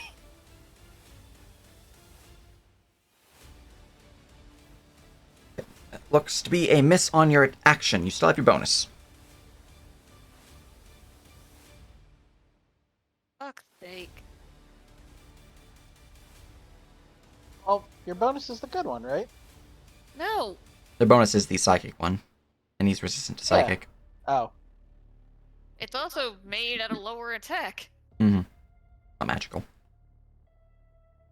Oh, you could still sneak attack him. It's true. We don't have any sort of inspiration or anything to reroll that. Not that I'm aware of. You used yours earlier to avoid the fireball. Yeah, I know. Fuck it. Alright, I'm doing nothing this game. Hey, it's I'm gonna Eldritch go to Doom. fucking bed. It is Eldritch Doom. It's truly a cursed existence. Ouch. Alright.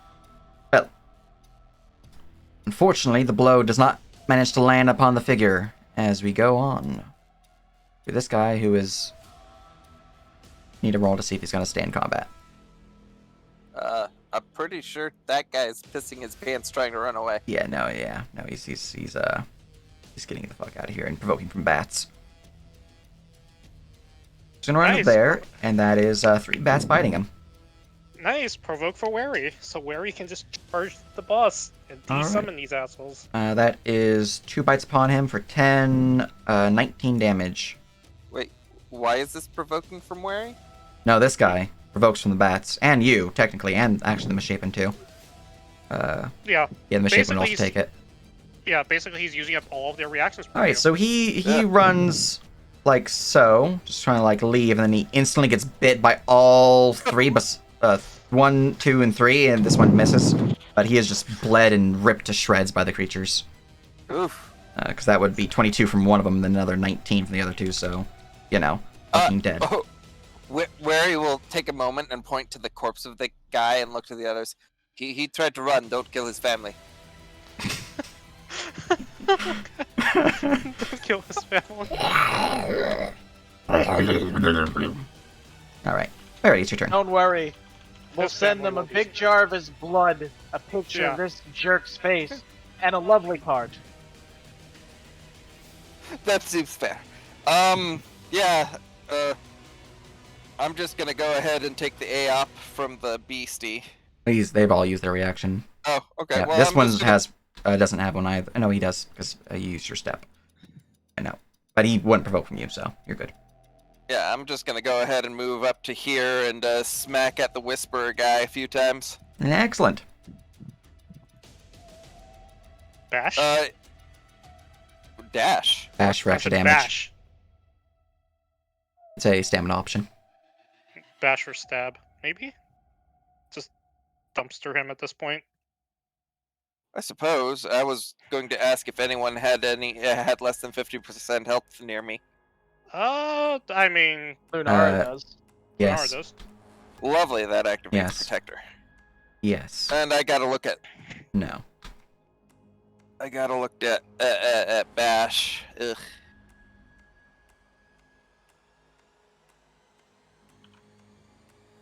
Like here you go.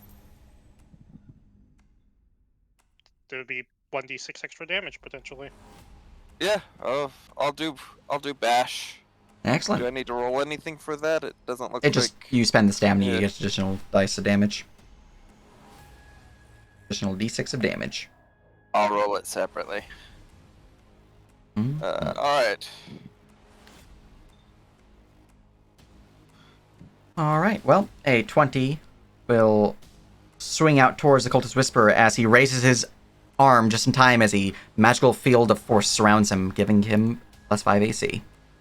Lovely. I'm going to apply charge to it, using the last 10 of my movement to add 1d4 to damage to it, or 1d4 to my attack. You're doing what to it? Using my charge option from my weapon to add an effective bless. Oh. Probably misses anyway. Well, my AC is actually 21 with shield. Oh, okay. All right. So that slams into me for 31 damage. All right. Let's see that concentration check. That counter shield. Alright, let's see here. Pass, DC Oh, 15 for the my bats God. now. And pass. My fucking cons. I Fucking don't have God. advantage either. Because, you know, here we go. And then 31 damage. So, See black blood begin to pour from his mouth from the force of the it's below. 32. Lovely. Here comes the upswing. Oh, yeah. 'cause It's plus 32 D6. from the Yeah, bench. yeah. Hmm. Blah, blah, blah. Okay. Another hit as he is slammed for another 31 damage. You see his stomach Alright. just ripped asunder. Plenty of the internal organs a bit visible at this point as he is barely holding on to life, but he is still standing. Show us that concentration. Smile. Let's see you do it again. Yep, Hey, misshapen. now Rabbit is a non-literal God. bitch. Jeez. And bats. Jesus Christ! Maharafis protects! Holy Your shit! origins tell a different story. Oh my God. Even in death, this land will be protected. Well, Yep. yes, we'll protect it. By us. Anything else for you, Wary? I will bonus action to stick my tongue out him. Excellent. Alright, the Fiend Wings have gained initiative. Their power is unheard of for their bats, with really low attack. Alright, Apparently, all three of them can hit a running target. so they're gonna fly over to here, doing the same screechy thing so they can screech off. You're definitely considered surrounded right now, Garridan. Actually, Yeah, as one do. I'm just gonna shift it up like that. So, 2 upon Wary, 2 upon Garridan. These 2 are still attacking you, Ein. So, here's 1 upon Garridan, or Wary. 21 to hit for 8. Reduced That'll to hit. 4. Remember, I just recklessed, so I... Oh, yeah. Just to see if I get a crit. Nope, okay. 4 damage with the reduction from Rage. Then Shock, DC 12. And then this one is going to do a similar thing. 24 for 7 reduced to 3. And another dex save. Alright, and then we had those on get it in, your AC is reduced by 2, and they have +2 to hit because of flanking. Wait, 24 reduced to 7? The damage is 7, reduced to Oh, 3. Okay. I was confused how that even worked. Alright, and here is a bite. Doesn't fucking Yeah, it doesn't. Okay, rolling a d100. 76. I didn't think I was going to need my fumble table, but here we are.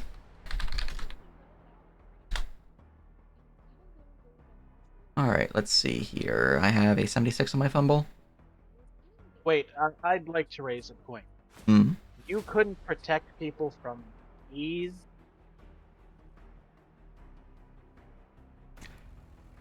These are among many of the fiends that you call to our lands.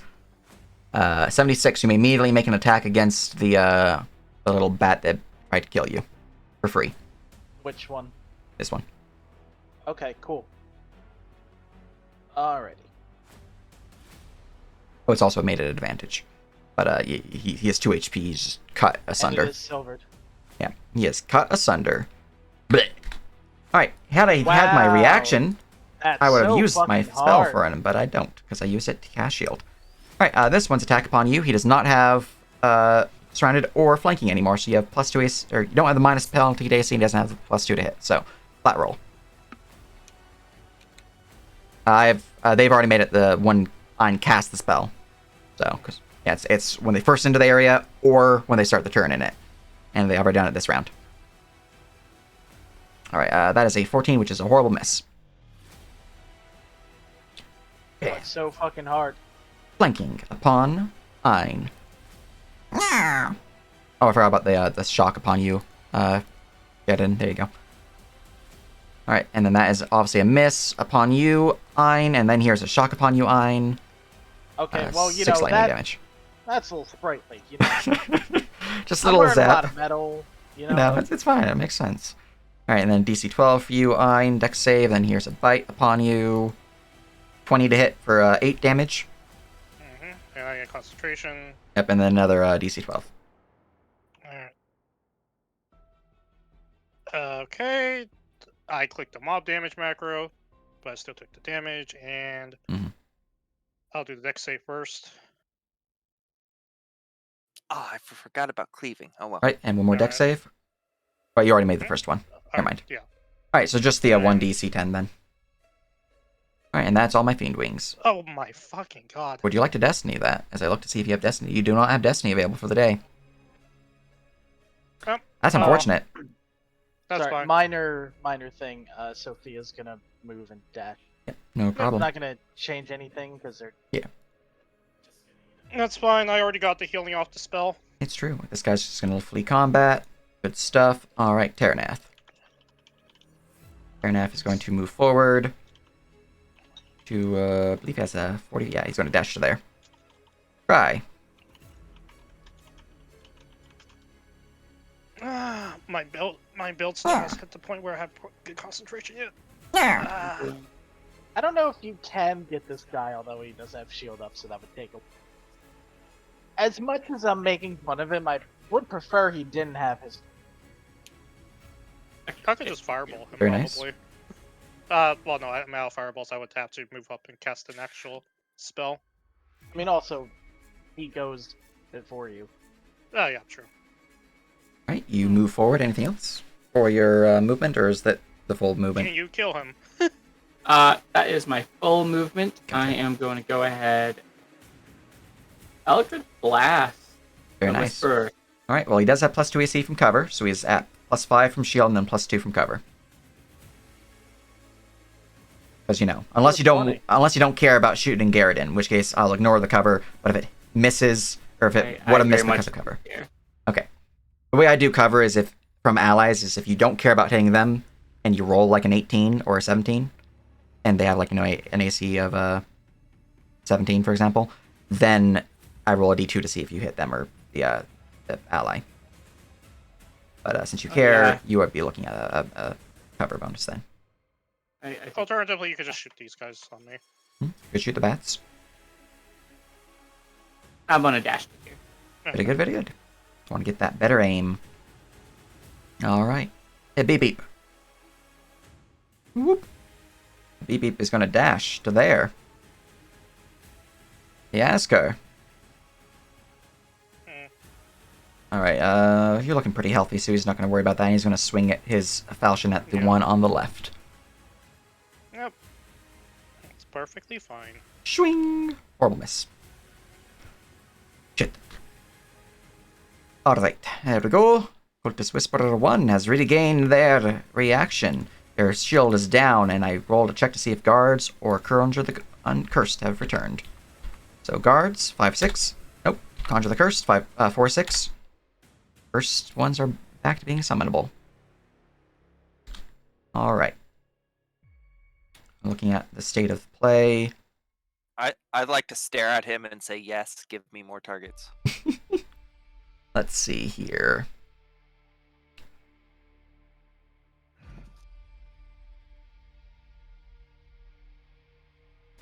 Master Summoner. Abilities, one much summoning ability, so I can do 2 summons, but nothing more than that. Okay. We haven't actually killed all of his summons. True. The funny thing is, the summons he summoned to make people think that we're summoning them have killed most of the people who've seen them. Yeah. I mean, yeah, but there's some commoners who are going to be fleeing as well. That I've not actually moved from the combat. Alright, he is going to use his action, cast a spell which I need to go bring up. Because it's a custom spell of mine on the World Anvil. Level 3 spells. Here it is. Okay. One target.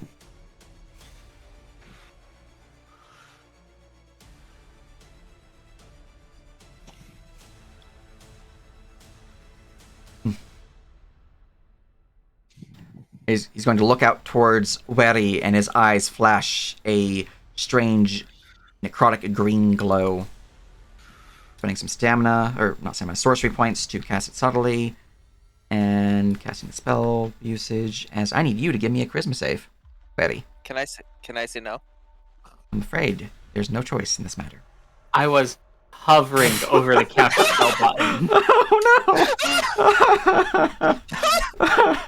All right. Wow. Well, you're not oppressively bored.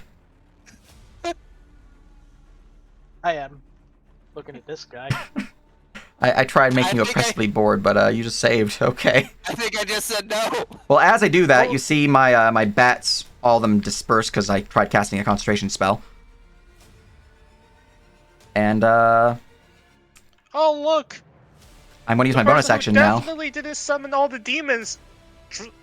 Suddenly had them disappear the moment he tried to cast the spell. It was subtly. Almost It like was a subtle. zombie Yeah, spell. It was subtle. We don't know. Yeah. It was subtle. My joking aside, yeah. So, Joking aside, no, yeah. we don't. It was subtle how his eyes glazed with the power that he was. Conjure the curse subtly, he's casting a dying. summon.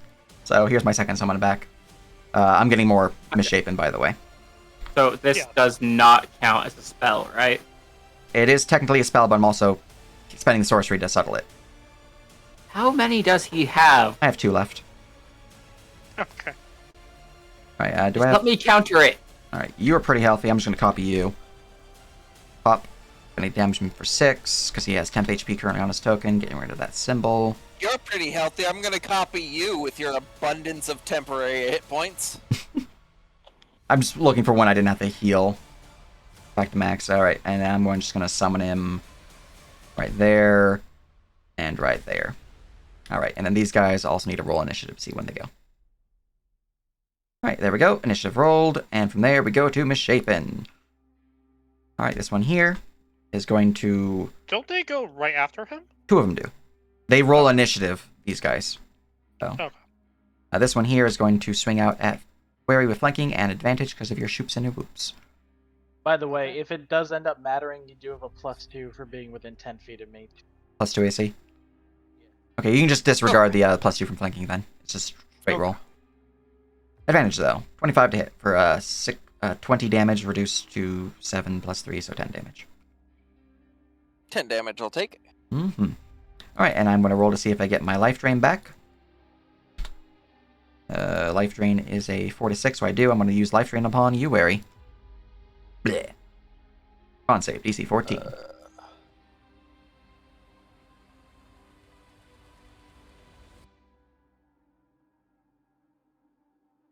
Alright, you pass. It's a save or suck. Alright, Misshapen 1 has regained their reaction. And he is going to ignore this guy, who's going to take a reaction upon him.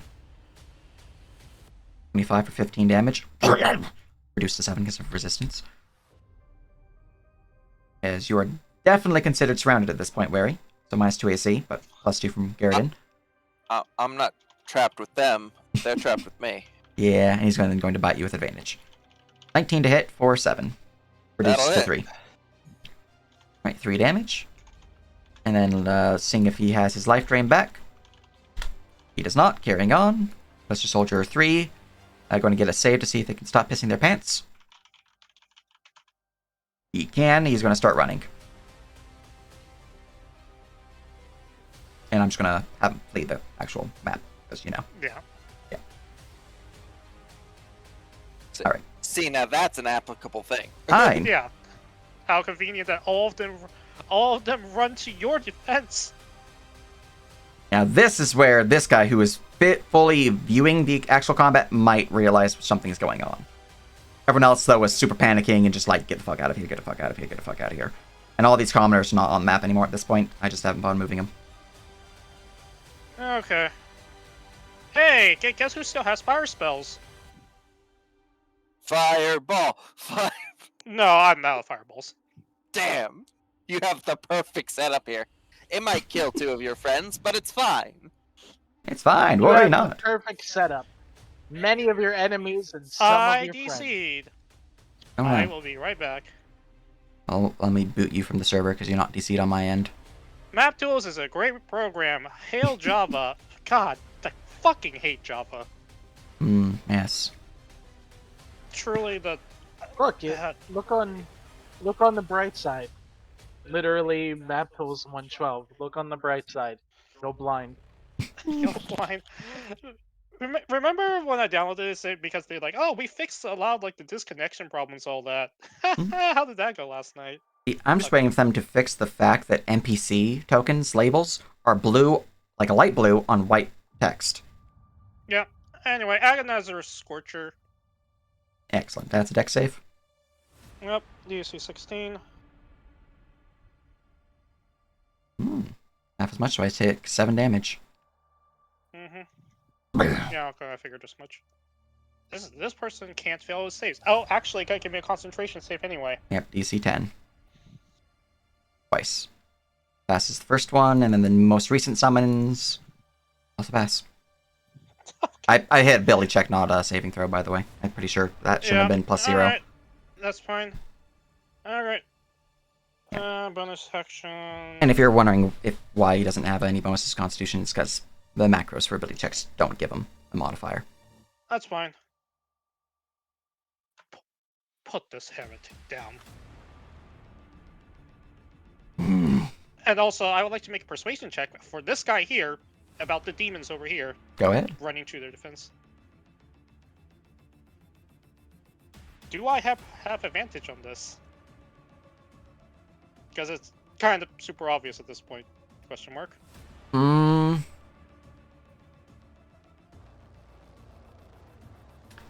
I will give you it with advantage, but I'll be looking at both results. Okay. I mean, okay. All right. 14, 17. Give it to you with advantage, but you might have. To be fair, I disadvantage, set this too. man on fire out of spite earlier. You did. Alright, well, results will be revealed as his turn comes up, but he looks to be narrowing his eyes. Anything Alright, else? Garridan. No. Take it away, Garridan. Garridan. You've been waiting for this for a long time. Alright, Al Vantage to get Elf Vantage. Hoot, hoot. Alright. This is the moment. Alright. Oh, hold on. Wrong button. I'm probably not smiting him. Here's some fire. Don't worry. You won't be alone long. Alright, But the you will still be ugly. blade crashes into his body. How would you like to do this? Oh, well. I feel like we need to send a message to Malrathis. Do we know if these things, since Ein kinda knows about the, weird free men that they are, do they regrow or survive via limbs? The, The Baruga? yes. Yeah, Baruga. They can, regenerate in many different ways, depending on their strength. Well, we'll keep an eye on him. I'm doing this classic Empire style, I'm cutting his head off. Alright. Put it on a pike. As you see the blade swinging out towards him, his eyes flash for just the briefest of second, removing the eldritch energy within them. His eyes turn back to that of his mortal form. Thank you. As his head lops from his body. All goes quiet around you.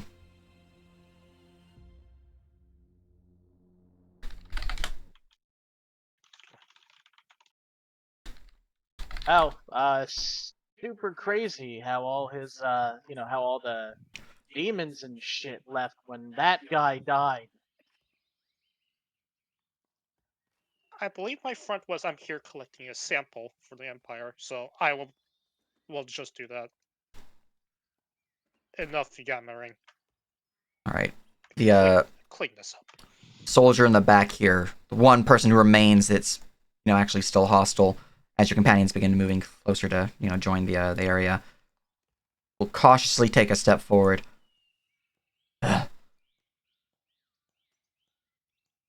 All that you said was true, then.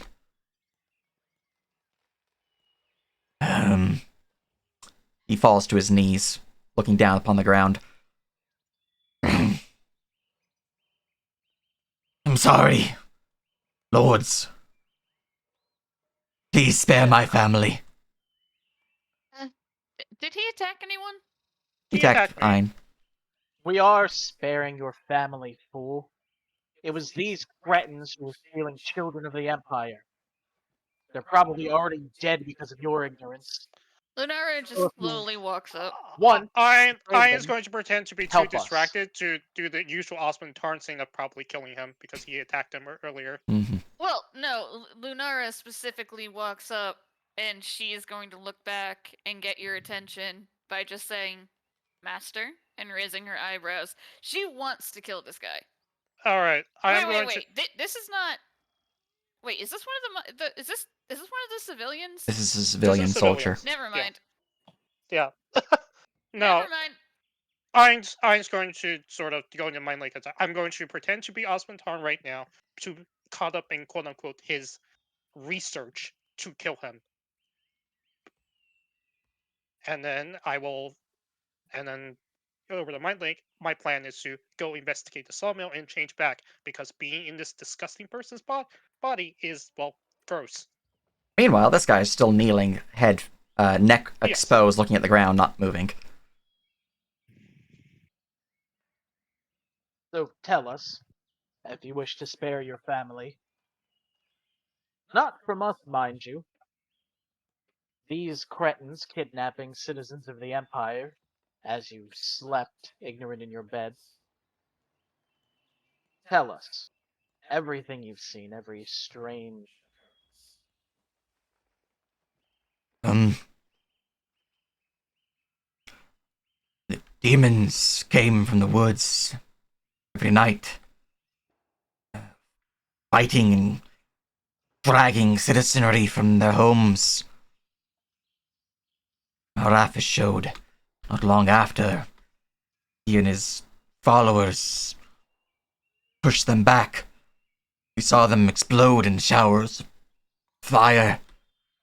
But they were our saviors. They claimed that the light of Malrafis will bring us from the darkness. It's time for peace after that. 2 weeks where nothing occurred, but then the attacks began once more. Malrafis proclaimed that our faith had faltered. We were not devout. Many of us began looking backwards. We need to pray harder. Offer to Malrafis our humble forgiveness. Asked of us of donations, building blocks for the temple to show our devotion. Even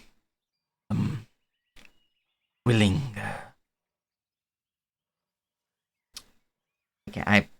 Not him. Cannot think of the word. Not donations. Eyes? Service? It's basically adoption, but willingly giving their children to the church. So, listen, and heed well my words. Strange things started happening to your town. And then some snake oil salesman wielding an unfamiliar religion showed up. It stopped for a while. And then, when it started again, he came back and said, only I can stop this if you give me your money, and your labor, and your children. Well, when you put it like that, some of us were distrustful. But as word began to spread around town, when the attack started up again, so figured I wasn't lying. You're a militiaman. Yes, you serve under Alexander. Aye. Count yourself and your fellows lucky that have not been slain by these charlatans. His reason has saved you all. Meanwhile, Gather up your fellows and go seek the good captain. Speak none of this, for I we do don't- not want to tip off these charlatans before naught. I'm to live then. Okay. The building is continuing to be on fire, yes. I am trying to go put it out. I stated that in chat. I just didn't know where to move. Oh, it got kind of hidden by your dragon's breath. If we killed every ignorant citizen of this barony, all we'd have left were the upper class.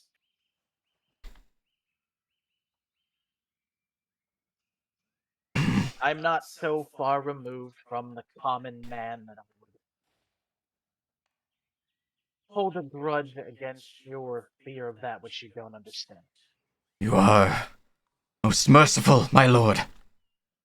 Fortunately, the magistrate, right? That's his title. I believe so. Yeah. Hmm. Fortunately for you and your family and your friends, your fellow citizens, And really everyone you've ever met. the noble magistrate is far more insulted by Malrathus's trickery than he is your town's fear.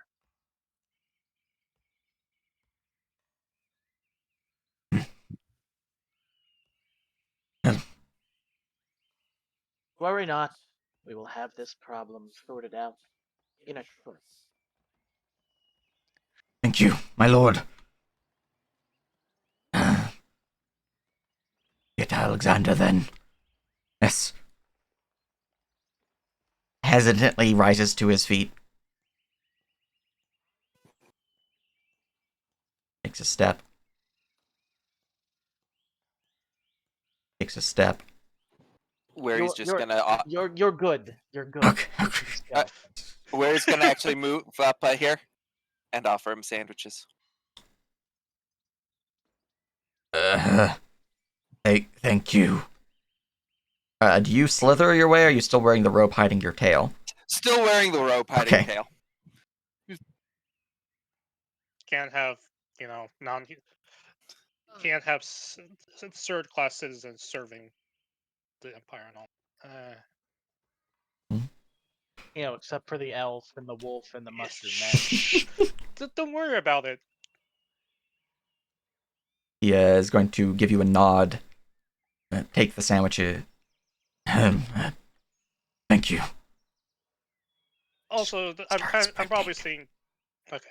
Also, I'm probably saying obvious, but if it actually was Osmond Tarn, this man would be dead, right? Oh, 100%. This entire village would be dead. Yeah. Now they would have cleansed the entire village. No chance of any one be hidden cultist. And I do mean cleanse the entire village. Yeah. With fire. Maybe not fire, but if you burn down the Probably place and you not can't fire. fill it with other, citizenry. Yeah. Yeah. You disappear them. You disappear them, and then Magical radiation. Meanwhile, I'm going to take the advantage of all that, pretending to have been going here to investigate your shape change back, and then just sort of go. You just over the mind link. You just hear like disgusted sounds.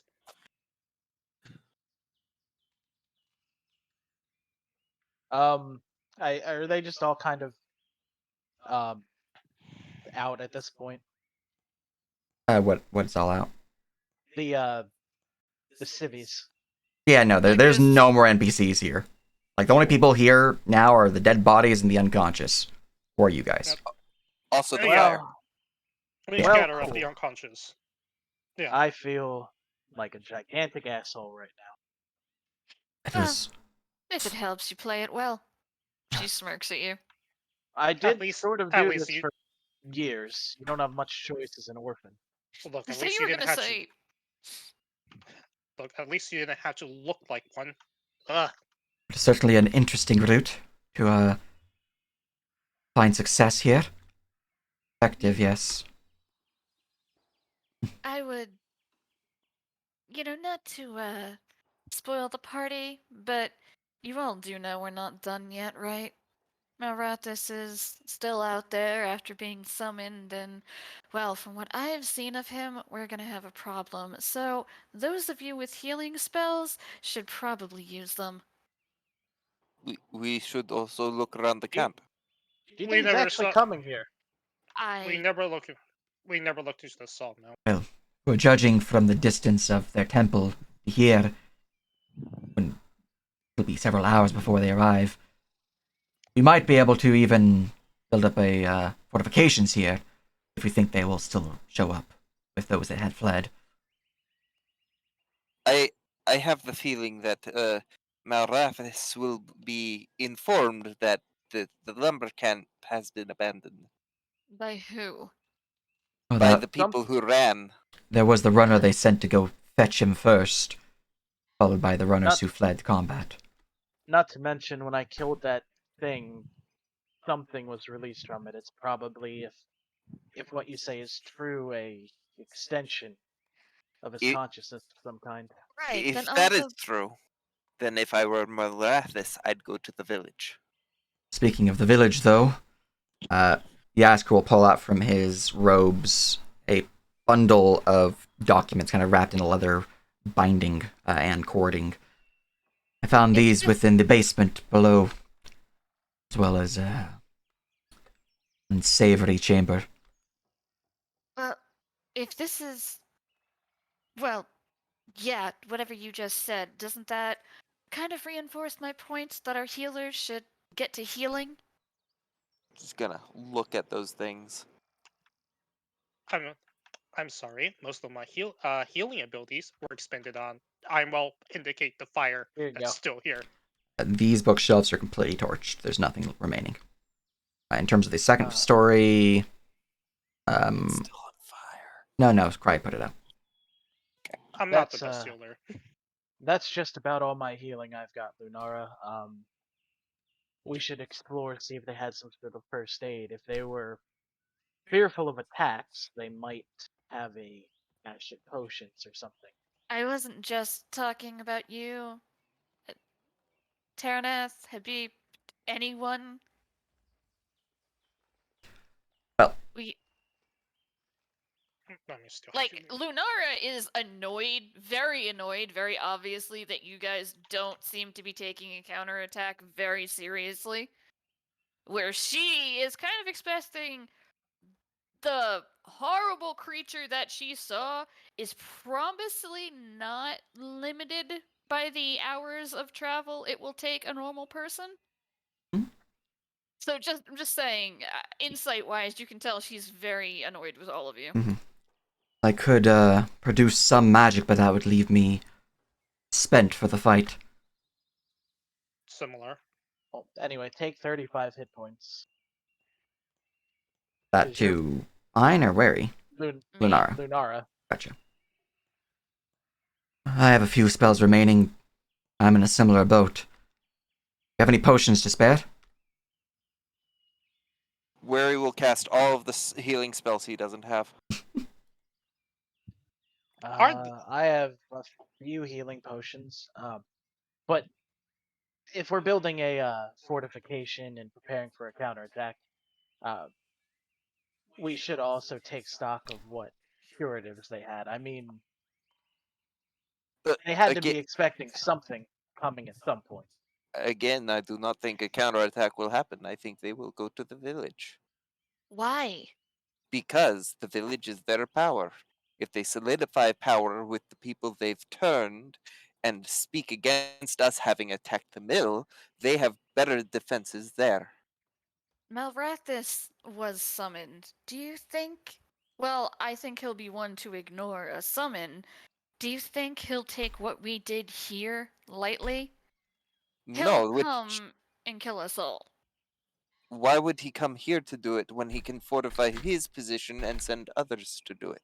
Because pride is a damning thing. Well, hold on. Didn't you say he turns people? We're prime turnable targets. Especially if he thinks we're of the Empire. If he can maintain people as a human form, he might come here suspecting to covertly turn us, send us back to the Empire to act as spies. Plus, going to town would be just inherently stupid, she'll say, to Wary, kind of growling. Why? Because that means we bring the battle to town. I also Well, hate to be callous here. If he's not keeping it on his person, he's probably keeping the seed at the church. That would give us a prime opportunity to go and take it if he's rallying his forces in the village, and I assume he has to want that if he has. Who are you So, asking? no, I'm just kind of Cry. talking. No, in not Cry. general. you. Cry posted in chat. I'm responding to him. Oh, So you guys are I- talking. I'm not. Not I'm not linguistics. saying we should go attack the town. I've I got am that. Still saying that exists. if he knows what happened here, his most likely attempt will be to fortify his position in the hearts of the townfolk, which means he will Why? go to because he wants the power of the people following him. Currently, he can spin things so the town still follows him. And what do you think we'll do at the town? We will start a fight because someone like I'm not him. saying go to the town. Where did I say go to the town? I'm saying Malrathis will probably go to the town if he goes anywhere. Then what are you We should go advocating to his for? church. If I'm correct, I think Wary's suggesting we rest up and then we go attack the church while he's heading to town. Heading to the town. Yes. I, that's what I thought he was getting We at. could do a split push. Some of us remain back at town, making sure they're defended from any would-be counterattack, while others head to the church. You know, if anything, if he does pull some kind of attack on the town, we could use this to our advantage, although no, you'd have to disguise yourself. If you presented as proper agents of the Everbloom, you could evacuate people, get good press for our actual organization, strike a fake blow against the Empire, and get people out of Malrathis' clutches. But What makes you think they'll listen? well, if he attacks them, that's something. But Oh, so we just wait until the innocents are in danger to try convincing them of who we are.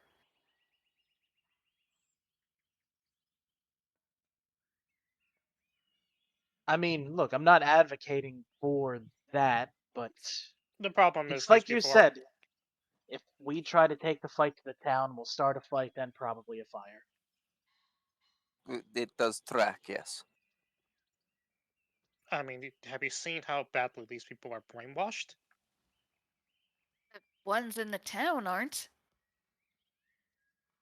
If the ones in the town were brainwashed, they'd be here. N- Or somewhere else. Well, I think They the people that were here because they work here. the people in the town are sufficiently brainwashed in the fact that they believe that the church is helping them. They may not be zealots and willing to take up arms for the church yet, but give it time. Then all that means will be going into the town will be an even more dangerous proposition for us because we'll be surrounded by those we We're won't not kill. saying to go back to town. We're saying to use the fact that he might go to the town to regain a rest up, Well, regain no, our spells, and then we do a surgical strike, either intercepting Malrefus or on his headquarters, and no, force him Garridan back. exactly did say to go back to town to evacuate people. No, not like all of us. Like Tyraneth said, like a B team or Team 2 or I think that Team is. Other I, could th- be there to keep an eye on if Malrathis tries something I think deceitful. I think that is wise. Try not to get into any fight or anything, but She just team that not made a team that doesn't burn the ground where they walk, basically. She will sort of indicate this. what she just pinches the bridge of her nose.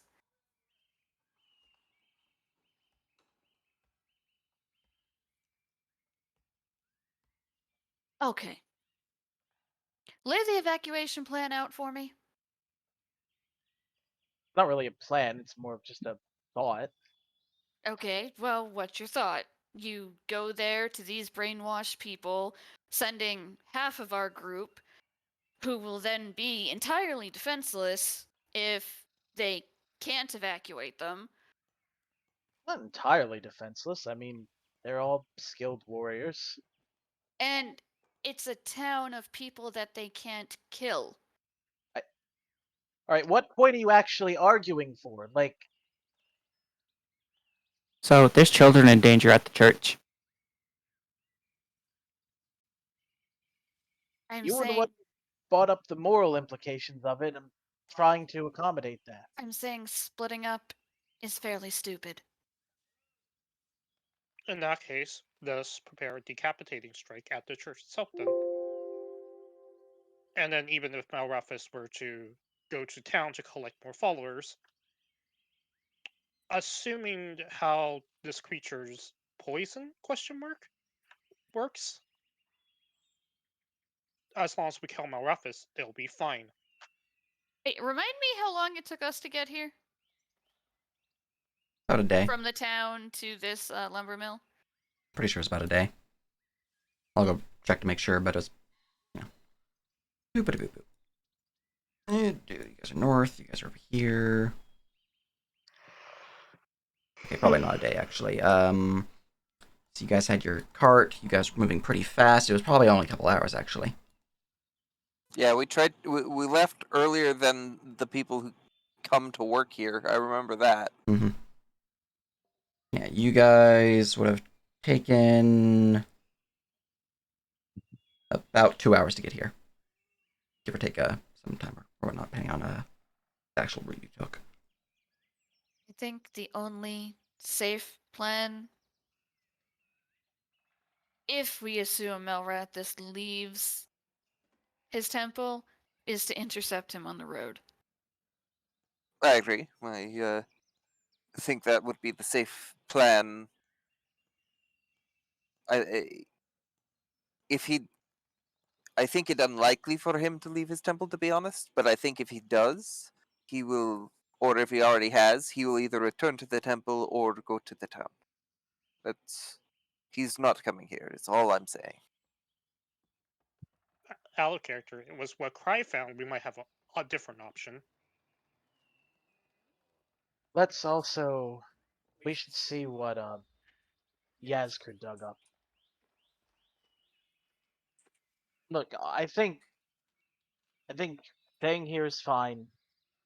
Meeting him on the road, at least neither side has a territorial advantage.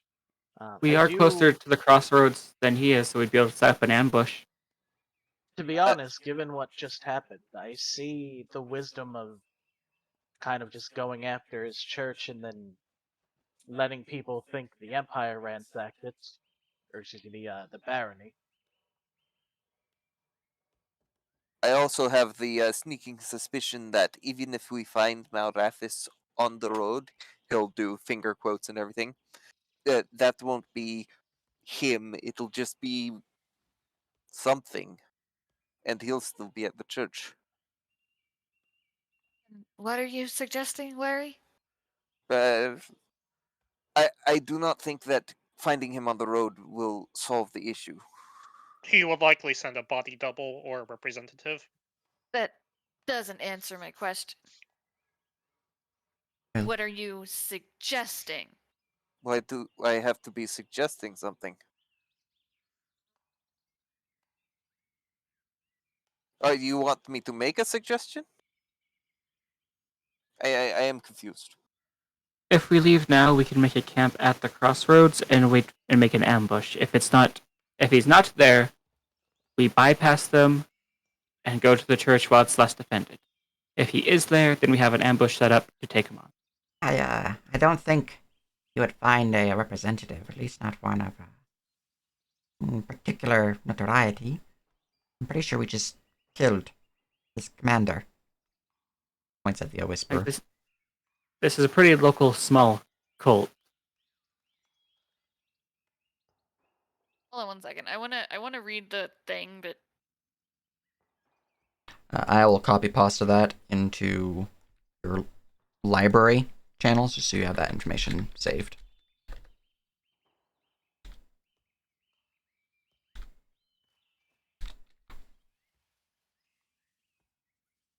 No, it's more of how much do we actually know about this type of creature?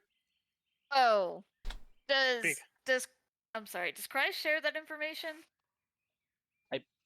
I think they were just coming over to give us that now. I did say that there are children in danger at the church in their dungeons. Mid reading through it, they did say that. Okay. That would have changed Lunara's entire demeanor. I thought I did hear you say that, but I was wrapped I up mean, in what I to be was. fair, it is also in character for Lunara to ignore Cry. So Yeah, she would not ignore children in danger. Wait, children in danger? Let's go. That leaves out burning down the church, huh? No burning down the children. After Eh. we evacuate the children? Maybe then. But they're in a dungeon in a cave, aren't they?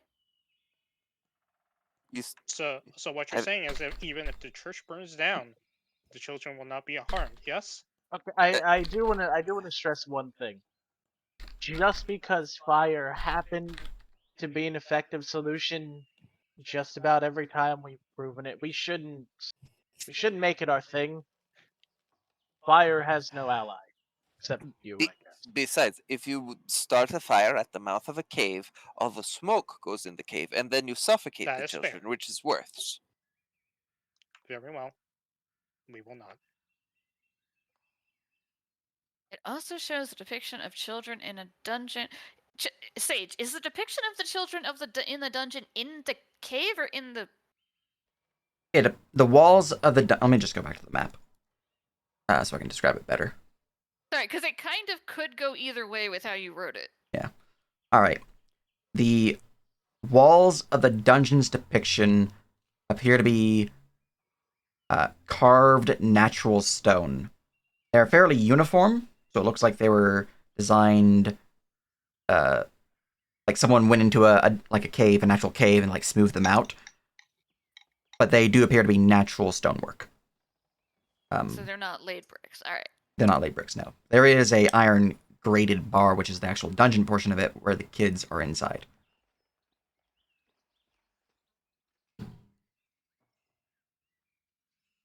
Yeah, and his depictions would have gotten you guys about. I will go on this map and just reveal what you guys would see, because you guys would have some knowledge of what would be visible here.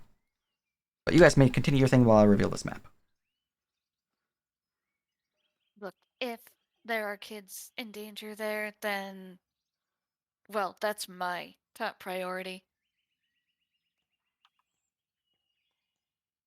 In which case, our priority changes to attacking the church then, yes? I would as well like to save the children. Well, saving the children would mean not attacking the church outright. In what way? We don't burn it down. We just kill everybody that's not children there.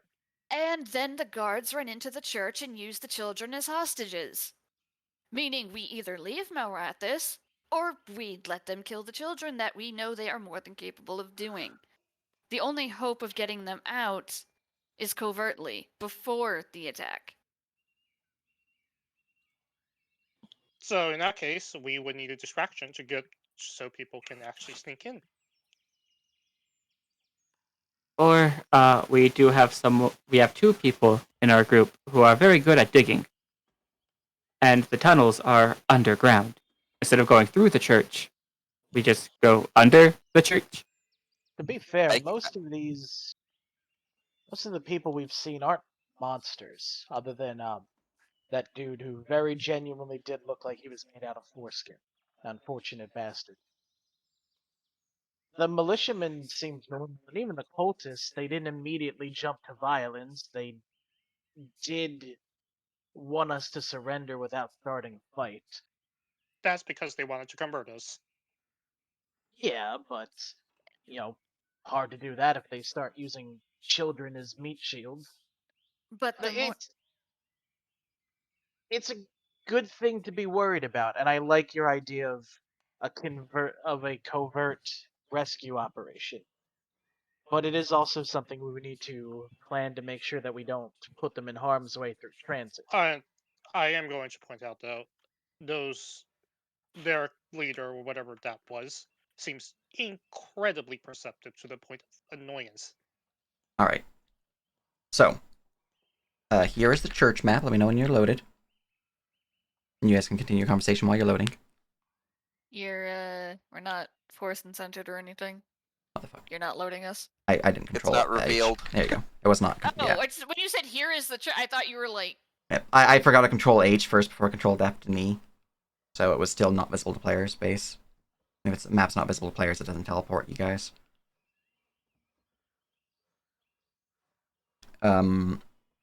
It does mention that there is a passage within the chapel, which I will reveal in a moment.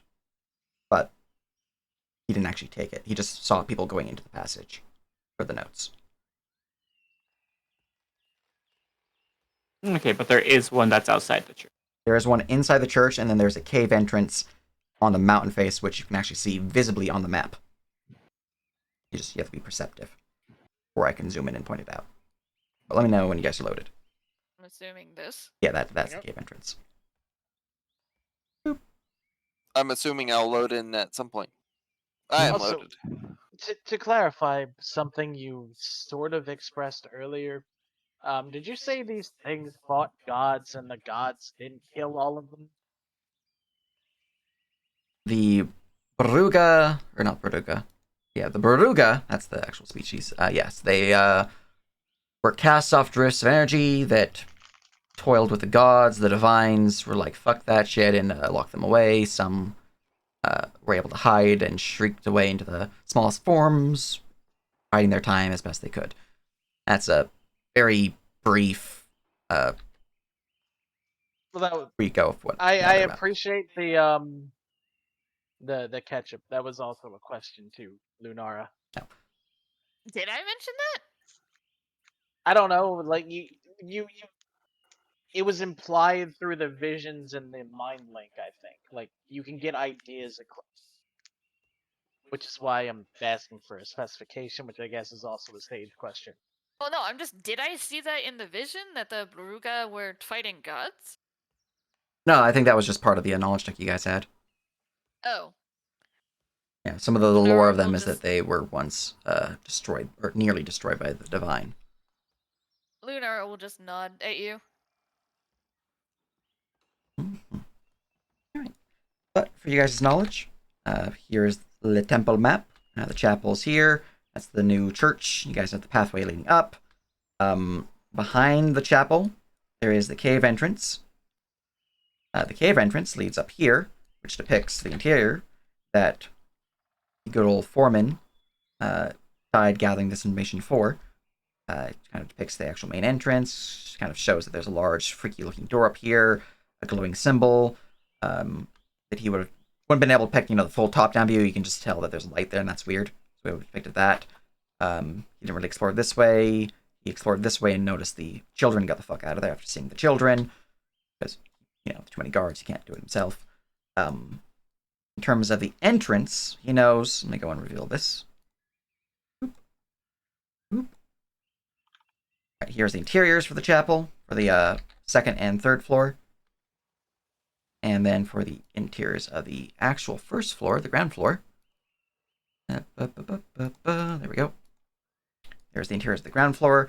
It looks like behind the trying to think of the eastern, that's the right way, eastern staircase, like behind all these crates, there is a passageway that you saw someone take. How many? Does it say how many kids are in the cell? He noticed 3. How many castings of invisibility do we have currently with everyone's spent energy? I can cast it. Yasker speaks up. Terranath will look at his spell list. Norai? If that cave is stone, I cannot burrow through it.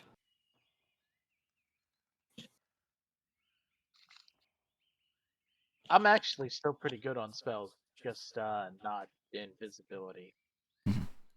I I also still do can not have cast swing invisibility. sword.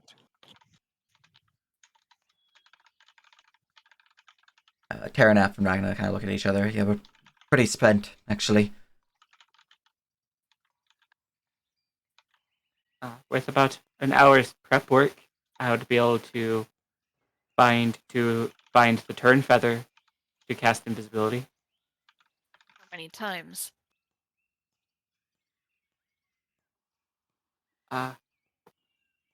If you upcast, you can invisibility more than one person, right? You just got way quiet. I didn't understand what you just said. Okay, I was just making sure that with invisibility, the upcast is More targets. well, I'd have to concentrate on it, but I'd be able to turn 3 people invisible. So we have 4, effectively.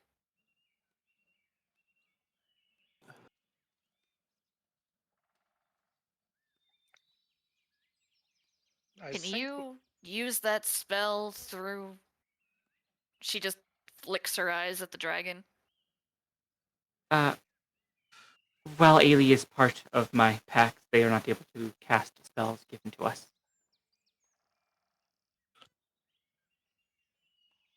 You're still kind of quiet. They are not able to cast the spell? They are not.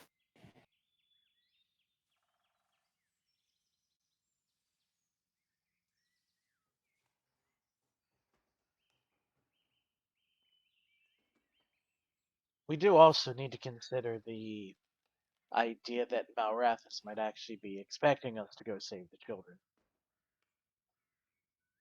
Which, I mean, that shouldn't stop us from saving children.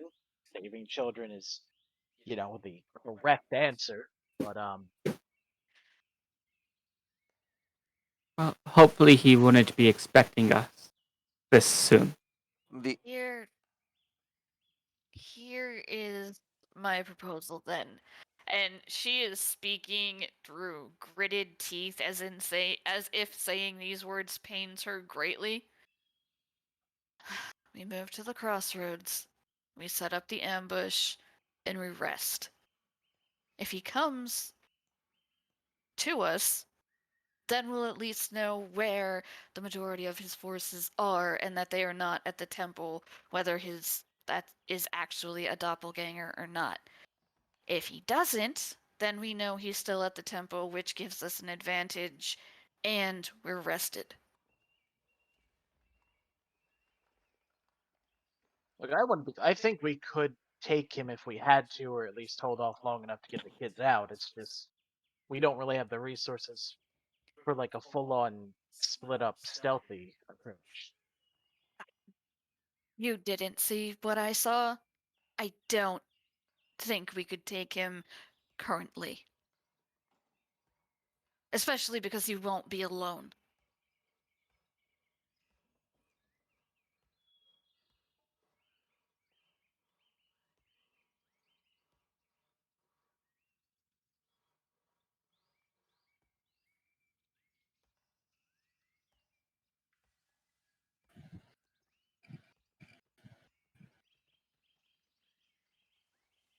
Whether we go with this idea or not in character, I'm just saying it's extremely obvious to tell that it is painful for Lenora to suggest not fall out assaulting that place to get the kids out of there and actually wait.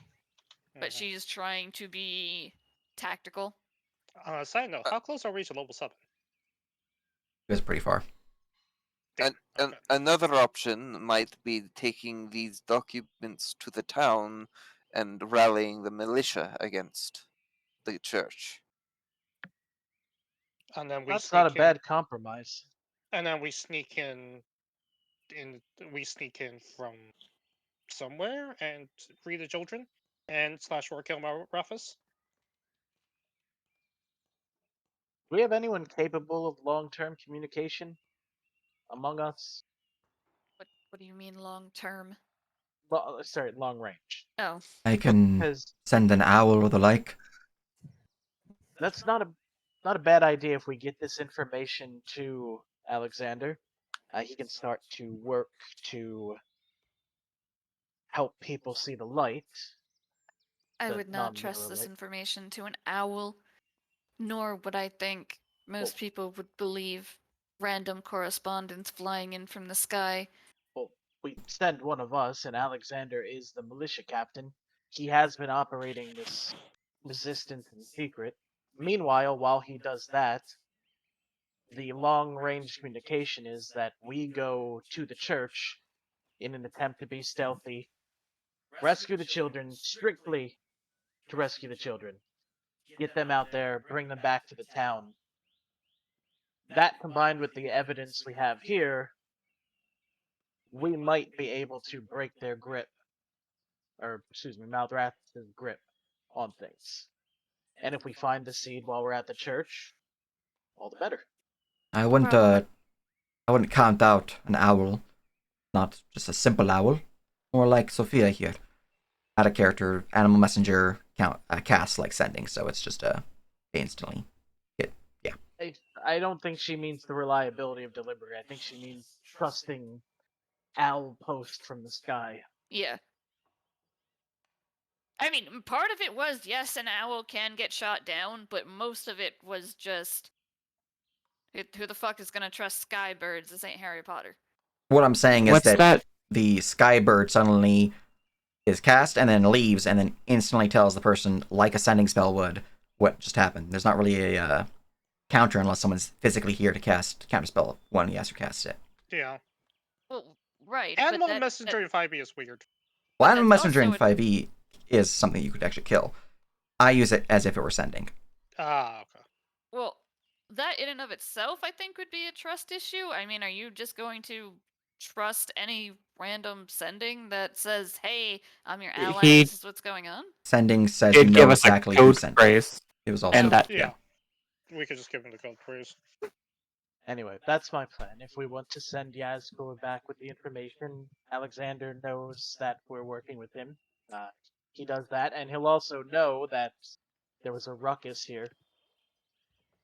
The man we sent off does believe that the Empire was here investigating heresy, and while the town is in something of a religious panic, which Malrathis will probably have to address if he doesn't want to lose his power base, we go to the temple, rescue the children, get them to safety, and then confront Malrathis if we have to. There's one problem with your plan, but first, she looks to Cry. Ailey is, if I remember, good at getting into places where she's unwanted. mostly kitchens, but she can be. So that's who's been in my supply. Can you send her into the lumber mill to scout for supplies?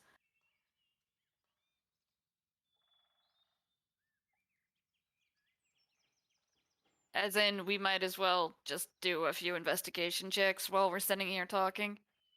I thought those were already covered, since Sage already gave us the loot. Did he?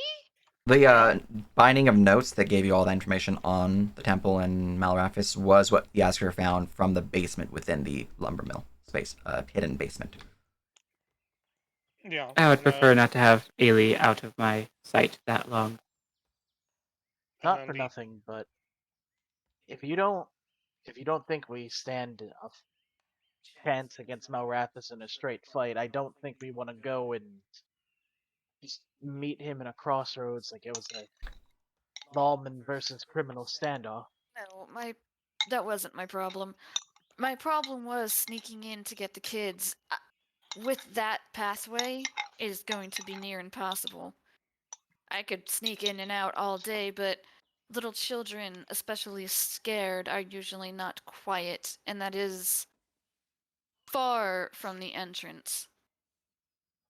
That's why I was asking about the invisibility, but that point is rendered rather moot if Cry must come with us.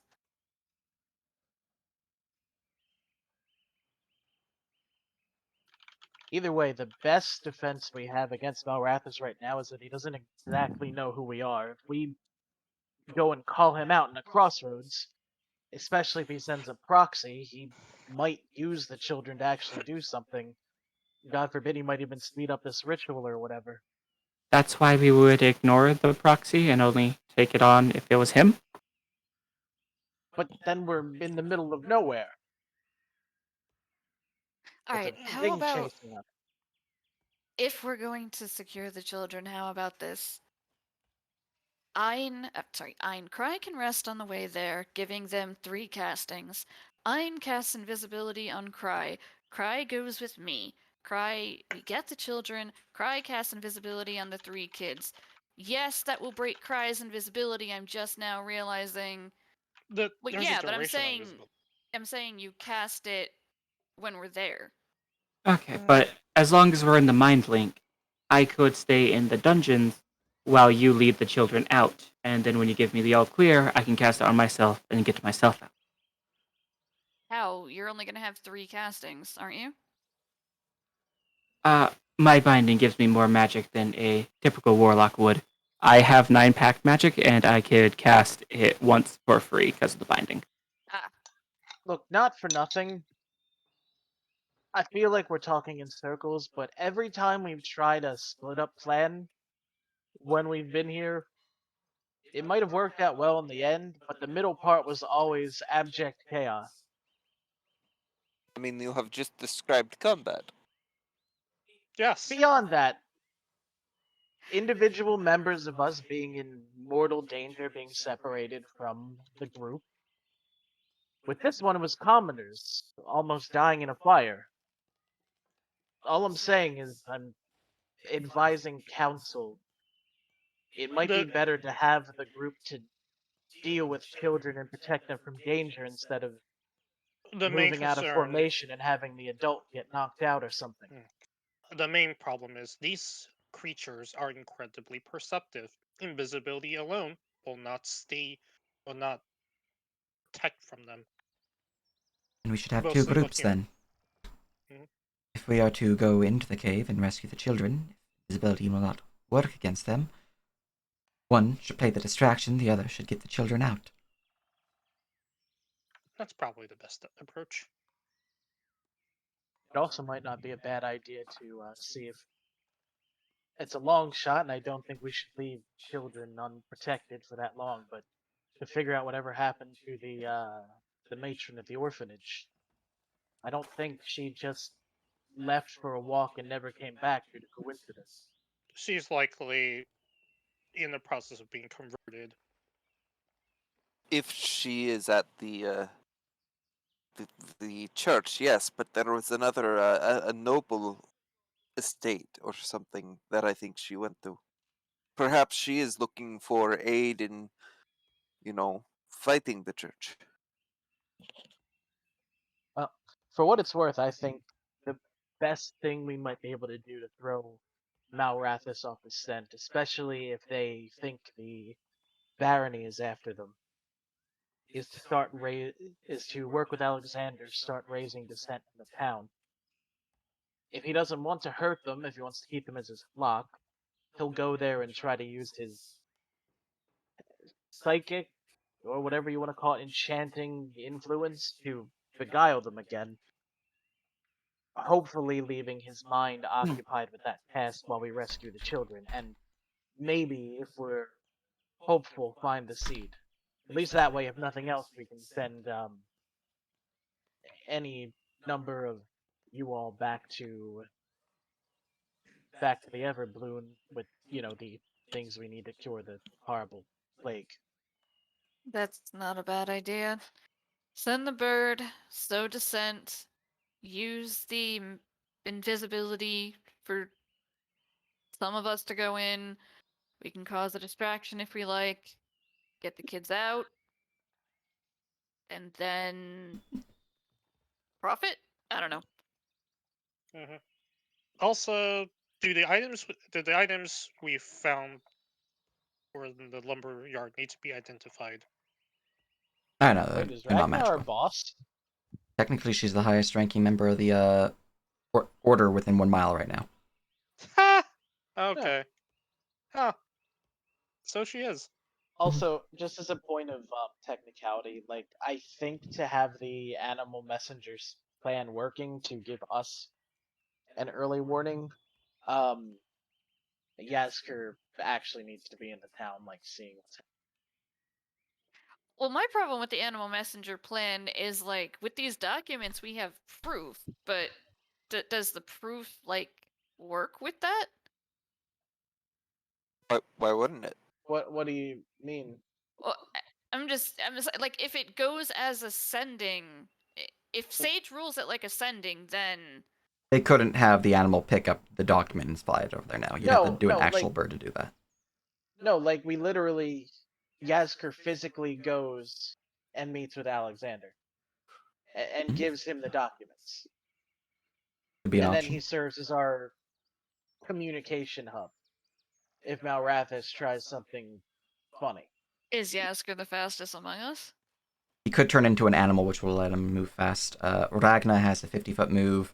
Habib has a 50-foot move. Taranaf has 40, and Yasker has a natural 45. Those are all their naturals. But Yasker can turn into a horse, for example, and go 60. A lot of our group has a 50-foot movement speed. Well, she is a barbarian with a high strength. He is a 30 monk. feet. He is a elf with the bonus movement of being a elf, and then Yasker's a weird druid with some interesting feats. Technically, if Ein goes, Ein can cut whatever overland travels they need to do in half. Because magic boots. Yeah, so I think the real thing would be either which way, if Yasker goes there or goes with you, it'd give you some form of communication. If he goes with you, means if you want to tell the town about something, you could actually tell Yasker, hey, do this, and then he'd be like, hey, person of the town, here's what's going on. Otherwise, you just have to hope that he messaged you. Because he doesn't know if you need to message or not. I think that Now, I think the best action of that is if Malrathis starts like a purge of the town or something, or God forbid the Empire hears what yeah, we did and shows up to actually purge it, then maybe our best course of action is literally rescue the children, get the seed, get the fuck out. Why do I think that's actually going to be the next combat after this Mount Rathis arc? Because we impersonated Osmond Tarn. Save the town from being purged. well, Fuck. You uh, say get the children, get the seed, like the seed is not in the middle of where Malrathis is sitting. Well, what I'm saying is, on the off chance that, like, the worst case scenario of the Empire somehow, like, uh, Os Donny Osmond has some kind of enchantment where he immediately knows someone is impersonating him. And he does some scrying on this town or something, and he sees this ancient, god-feared enemy, and supposed agent of the Empire tearing it up, literally shows up and does an actual purge. Our best shot might actually be like, well, shit. Instead of pointlessly throwing our lives away, we rescue the children, get the seed we need to cure the plague, get back to the Everbloom, and then regroup from there. The resistance adopts the children. Okay, but you're forgetting about the children in the town. While they're purged. Good luck. Yeah, Well, Lunara's not going to accept that. I look. I don't want to tell Lunara what her character is, but I'm pretty sure it's. I'm pretty sure if the Everbloom as a group could have fought the Empire on even terms at full purge, they probably would have done so already. Yeah, I agree. I am just saying she is not going to go with a plan that is, we'll save this group of kids, but this other group of kids can burn. That's the plan. That's the worst case scenario that we're hoping doesn't happen. But realistically, that's a knock Lunara out and then drag Lunara with us moment. And that's Oh. when Nara leaves this campaign. Yeah. She's Also, not part of your group. also, Aren't you literally an agent of the Everbloom? also, you They are an probably agent would of have. Everbloom. I'm confused. They also you- have had a you dream remember- that connecting each of you together. You also have the problem that Wary shares that motivation, so you'd have to knock him out too. And good luck with that. Okay. Yeah. Look, Maybe all we'll I'm hit level saying is, 7, then I can dimension for as well. look, all I'm saying is, if the Empire shows up here and starts purging the entire town, that does not sound like a fight we can win. Especially if we have a bunch of other children in tow that we're bringing into a dangerous environment. Literally, the best case scenario if that happens would be having Gazker in there so we actually know what's happening instead of showing up and, blindsiding things our work. way into a purge. Well, then if that's the case, then the best plan of action would be we all go back, bring the evidence, and evacuate the town. But you yourself have said that We need to you save the yourself kids. have raised the concern that that doesn't necessarily mean they're all going to immediately be on our side. I think that's a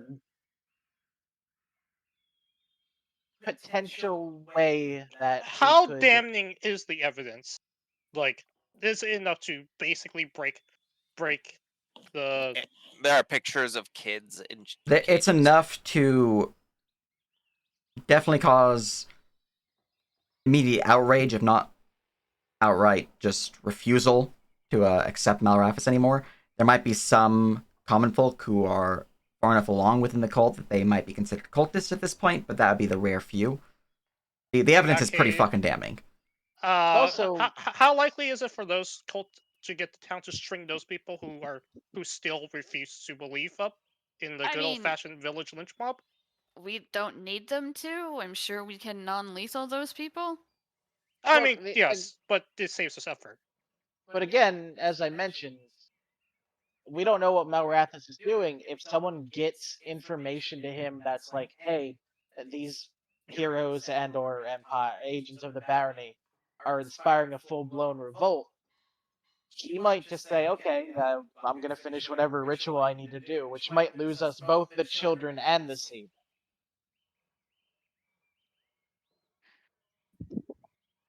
Alexander came to us with, like, oh, I have some suspicions, I just don't have anything to back it up. And He now we have is- something to back it up. Yeah, we let him deal with it. Like, we got him what he wanted. He's capable, he's a combatant, he signed up for this.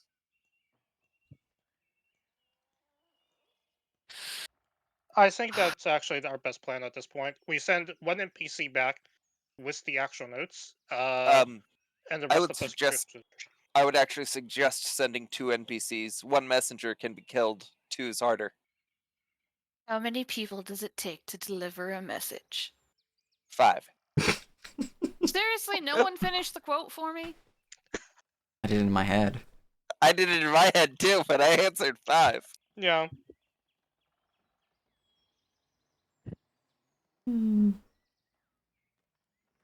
Well, Is that the party's honestly- plan, though? one, I think we can send Yasker. He's the one that has the best chance of actually evading someone. Sending him with Tyranath or Ragnar or Veep might just slow him down. True. If someone's on his tail, he, turns into like a bird or a gopher or something. Alright, yeah, that's fair. Well, I think part of the discussion, since this is an angle I haven't heard you guys discuss yet, if you do send an NPC to go to town, part of it should also be which NPCs do you want with you in the fight up in the Yeah. temple. Because you Oh, have a that's monk, decent. you have a barbarian ranger in Ragna, You have Terranath, who's just a ranger, specialized in archery. And then you have Yasker, who is a druid, who is a beastwalker druid, a Circle of the Moon, who's got a lot of benefits for being, wild shaping and things of that nature. He's pretty fast as well, so. I think one of the concerns was we want Yasker with us so that we can communicate with the person we sent back to town,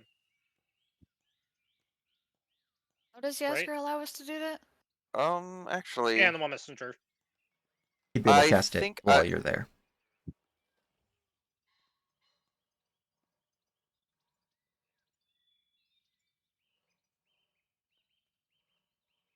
I gotta double check, but I think I have Animal Messenger as a barbarian.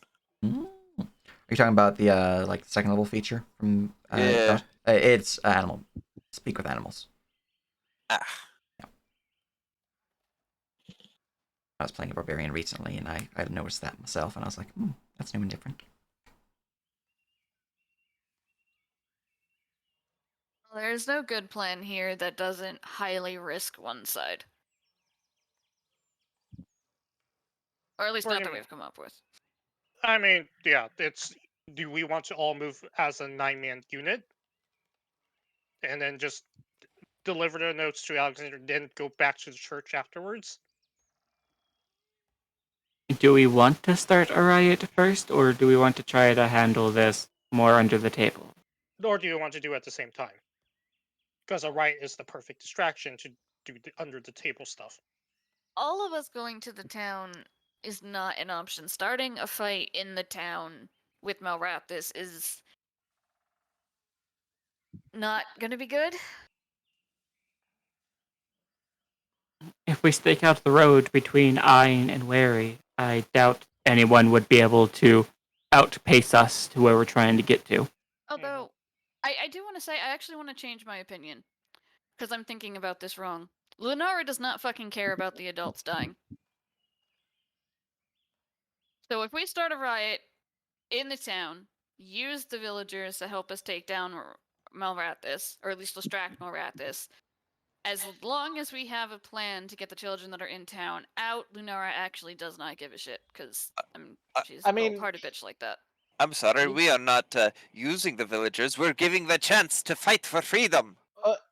We're not using them because this is what Alexander asked us to do. He was like, "Hey, I think these guys are suspicious, and I want to move on them, but I don't have any, proof." Yeah, we're using. Wait. We're also not using like the entire town. We're using the militia. But if we go back there with proof, anyone with kids, or even just an outraged citizen, is probably want to get in on this. Yeah, I mean, Okay, let's. they could be our distraction for the church, so that we could offer to save their children while they make commotion upstairs. I guess if we're banking on the idea that Malrathis could have killed these people if he wanted, but he needs them for something. If we cause a crisis of faith, he's probably gonna go and like mollify them because he needs money, and he, I guess, still needs stuff to finish his church. You know what? I just kind of had a great idea. The only problem with it is time. And it's kind of already been said, but I'm just putting the pieces together. If we get the people in the town thoroughly pissed off, which between all of our speakers and face characters, I'm not worried about, and drag the town to Marathis' temple, yeah, they serve as a distraction while we go into the back, that actually plays really well. And that means the town is empty in case Angry McFuckface decides to like pay it a visit because of what happened. Yeah. Yeah.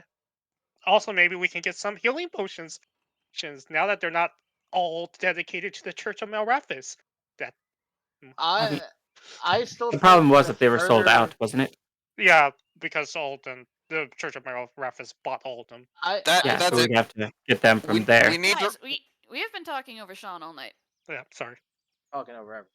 I kinda do. I guess I only notice it when it's you. Sorry. No, I mean it's just kind of the way of going over ideas that are loose. I would have to assume that Malrathis, if he's this kind of weird plant tree thing, probably has some kind of way of knowing if people are crawling around his his nethers. I think it's better if we get Malrathis to go to the town and just, get him as far away as possible. Right, but then even if Malrathis does decide, oh hey, there are people in my cave, he can't just ignore the people on his doorstep that want revenge. Hmm. Yeah. He has to do something about that. Well, yeah, but at that point, if he looks at it and he goes, okay, it's either lose these people or lose my entire operation, he might just kill all those people. Which Lunara is fine with because all those people are adults. Okay, but we're exposing them to danger, which is also bad.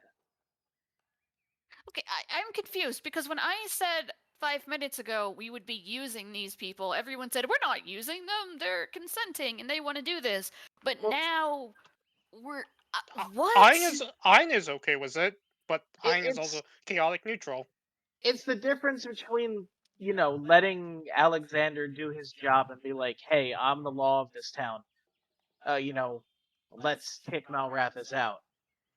I mean, And so he, us, so here's the thing. I say we consult with Alexander anyway, and he rouses the militia instead of leading an angry mob movement. The militia are people who signed up to defend the town and are ready to die for it. Your average civilian with the pitchfork is not. The all I'm militia, saying is, if we actively go there as us and be like, let's go to Malrathis' church and burn it down, we're introducing them into a chaotic, dangerous environment. But that's no less dangerous than if Angry McFuckface shows up and decides to do a purge. that's actually less dangerous because they're already out of the town. Yeah, but we don't directly control that. Like, if the Empire somehow has the ability to instantaneously know what we did, and they show up, we can't stop them. We Okay, at least have the idea that Malrathis might actually not want to just say, all right, fuck it, I'm clearing the board. let me ask you this. Do you think the commoners are safer in the town? Yes. Or. I also think the children that we're going to rescue are safer if Malrathis is in the town. Because then they aren't there. If Malrathis thinks like, oh shit, dismantle his entire operation, and it was like, oh, all I needed to do was like do this ritual and sacrifice these kids. Fuck it, I'll just sacrifice the kids. Well, right, but then why would he ever come to the town? Because if he needs these people and he doesn't exactly know what we're doing, he might not be like, well, okay, my end game either has to be now or at least like other than having a runner go and say, hey, there's some random fucking dudes and ladies here. You don't really know who we are. I, oh, okay. I think I see the point you're trying to make. The point is, we don't want to push Malrathis too much into a corner until he's away from his seat of power. Yeah, We, exactly. we, Plus, we, we want to make things hard for him, but we don't want to push him to the point where he resorts to the nuclear option, basically. Right? yeah, plus if he thinks we're, the barony, and we go march up there as the barony, he again might just say fuck it. And it's like, okay, well, if you're gonna want open war, this is the first casualty. Honestly, the whole pretending to be the barony thing has me personally extremely confused. Not why we're doing it, but like what parts are in play. I'm having a lot of trouble following it. So that could be part of my issue. So, alright, is the idea here send evidence back with whoever, have Alexander rally militia, have militia provide distraction at the temple, save kids during distraction? But Hope no, to find seed. my entire argument is we get Malrathis to come to the town so that he's the furthest possible away for us as possible if we don't believe we can actually fight him. We get out with the children and maybe the steed, and then fucking leave and come back with reinforcements. Yeah, but we don't know that he is gonna come to the town. Oh, this whole discussion has been predicated on we don't know where Malrath currently is or going to be. But he is much more likely to have to deal with something on his doorstep than he is to halt his ritual, travel, 8 hours to the town. But if he's at his doorstep, then he can just finish his ritual. He can have his minions, like the actual brainwashed ones, hold everyone off if he thinks he's, found out. If he thinks he's still undercover, like, apparently his church is still unfinished, he might actually go back to the town and try to pull his, like, hey, look, if you don't have me and if you don't give me money and finish my church, you've seen the shadow thing. They'll come and get you. My only problem with that is if we present evidence, like, he's gonna know something happened. Yeah, and he's gonna know something happened while he's in the town. The thing is, Probably already knows something happened. all right. The thing is, he needed a runner to actually know information. But theoretically, anyway, we don't. He knows we probably killed one of his commanders, but he doesn't know what we're doing after that. We can't assume that. The runner might have just been for show. Potentially, but it's more of I don't think he has. I don't think or he has scrying yet. Actually, there's a chance he might have scrying, but honestly, if he has scrying, well, all this is a moot point anyway. I want to gamble on him not being able to scry us and get information that way, basically. If he has a runner, what the runner told him is a group of people have destroyed your lumber mill. No, all the runner knows is that. Wait, did the runner? Are we talking about the guy who left to go? The first F runner Malrathis? went to go basically rein in you guys, being like, "There's a bunch of rebel rousers here. We need to go have you talk to them." Basically ease the minds of the citizenry of these people claiming that you are a monster and whatnot. Okay, so he's Then there's- already. That's what I was thinking. He's Yeah. already under the impression that the townsfolk are having doubts. Well, they would have specifically mentioned a group of outsiders, so assuming the townsfolk is what they would say would be not accurate. Then there is the And- people who fled this combat, those who were still on the side of Malrathis. Which, I mean, there was only one guard who saw the actuality of what was happening here. The rest just fled because, oh shit, the fucking, Empire's here. So none of the guards are gonna tell him anything about the town. As If you wanna march the entire town up to their door, I think that works just as fine as well. Like it's the same goal essentially. Like he has to deal with people that he is, that are unhappy with him. I still say that if he does it at his temple, he might just say fuck it and just go along with his plans and kill everyone.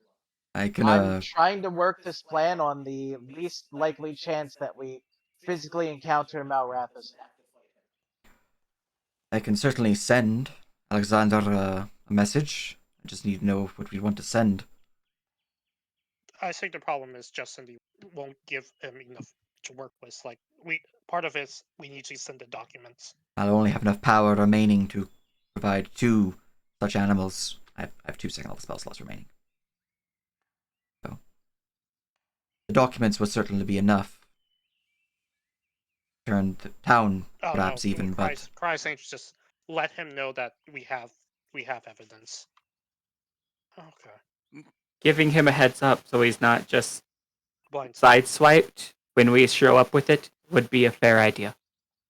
Hey, that's great, but that doesn't help the latter part of the plan, which is what we're fighting about.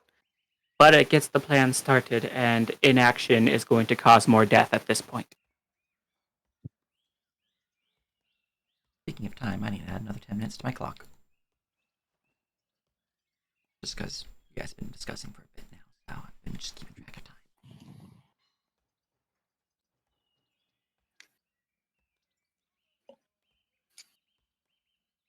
I still believe that if we think he's out of the field, like he's in play, like traveling, our best bet is to head up to the church. The worst case scenario is that he happens to be there, and we happen to have to deal with him, which would be the same thing if we marched up to the temple with an angry mind. Still have to deal with him in fashion. Let me check something.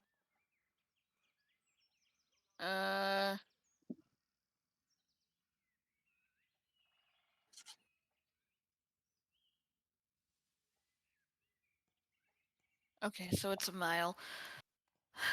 This is a stupid idea, but I'm gonna throw it out there to see if we can work with it. I am really good with disguise. I can pretend to be a runner and go to Malrathis' temple and tell him whatever we want. I mean, there are dead bodies here that have the clothes of cultists that I can use. I have my mask. I have my normal disguise skill. That is an option. Of course, if I get found out, we're kind of fucked.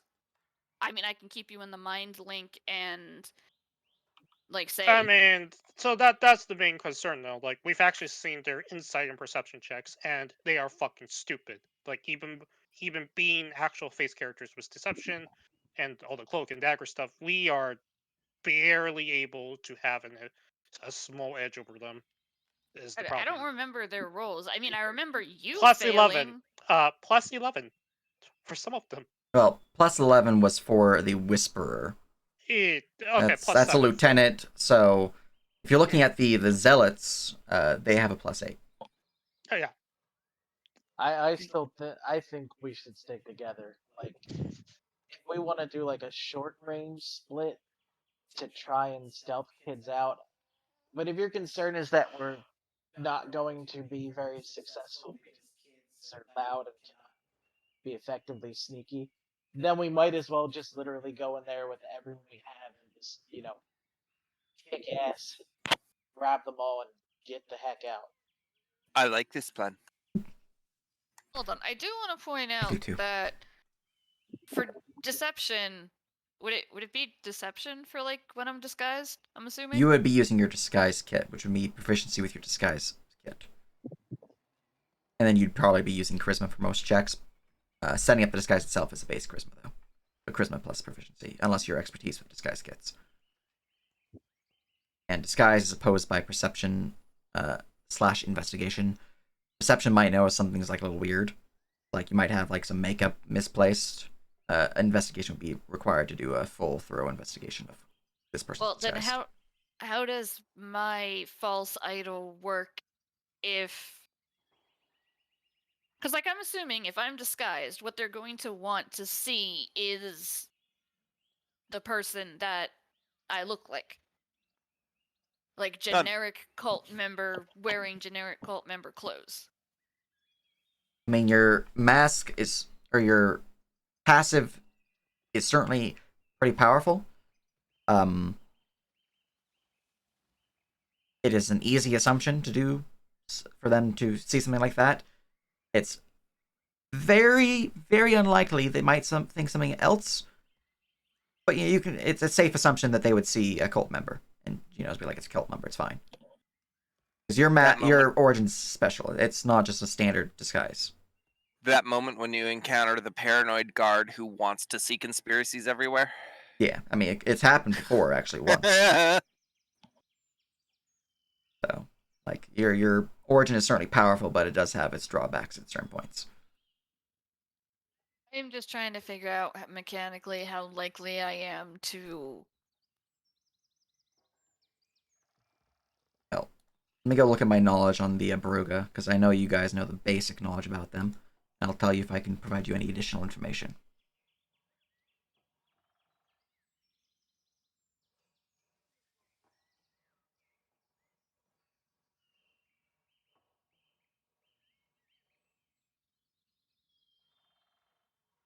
Well, from your knowledge of the Baruga, you know that they have mind-altering venom, they have shape-changing abilities, they lead cults of followers, indicating that they have some form of high charisma or the like. Um, it's up to you if you think that you can handle such skill sets with your disguise ability. Unfortunately, I cannot provide any additional information at this point in time. Then just a base disguise roll would be proficiency plus mod, correct? Yeah. 1d8 plus proficiency plus mod. D20 plus proficiency plus mod. Oh. Your side dice is only applied if you fail the check, and you'd have to spend the point to do so. Also, I'm pretty sure side dice are D6. Maybe they're 38. Well, either which way. All right. So I have to my base disguise, nothing else, not the false idol, a 7. Not bad. On a 1, or sorry, on a 2, I beat all of the mooks. All of their passive. I think it's a strange proposition. If you were worried about us possibly encountering and needing to fight Malrathis as a group, going in on your own seems ill-advised, but if that's what you want to do as a character, like in character, I wouldn't tell you no. Well, I'm not going in Confidence. on my own to save the kids, but I'm thinking we could do something like tell him some story or some concoction that can get either him or maybe some of his guards to leave and head towards town. Hey, if that's what you would want to do in character, I wouldn't stop you. I think this is, to be honest, a bit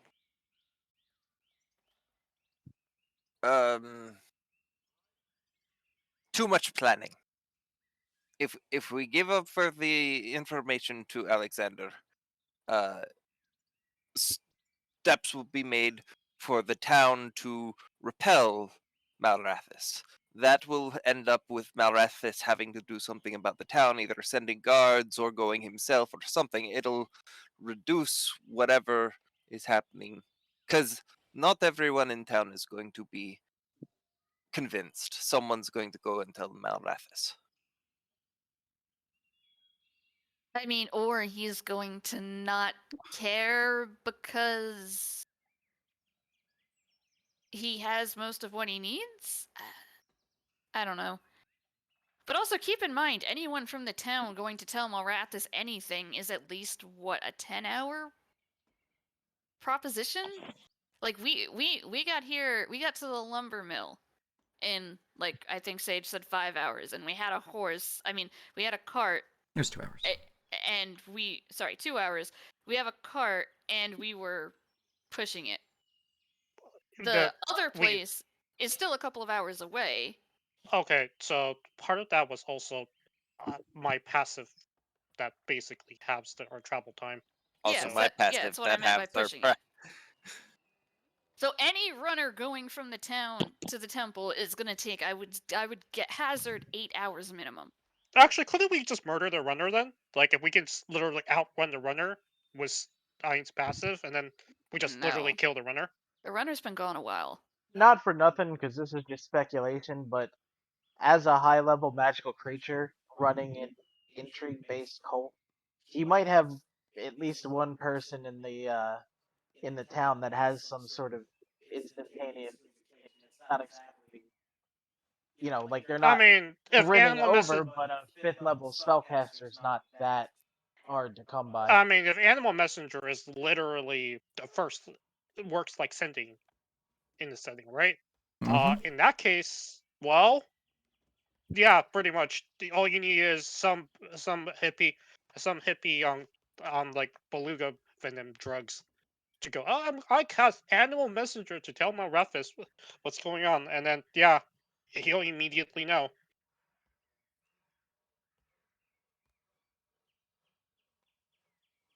So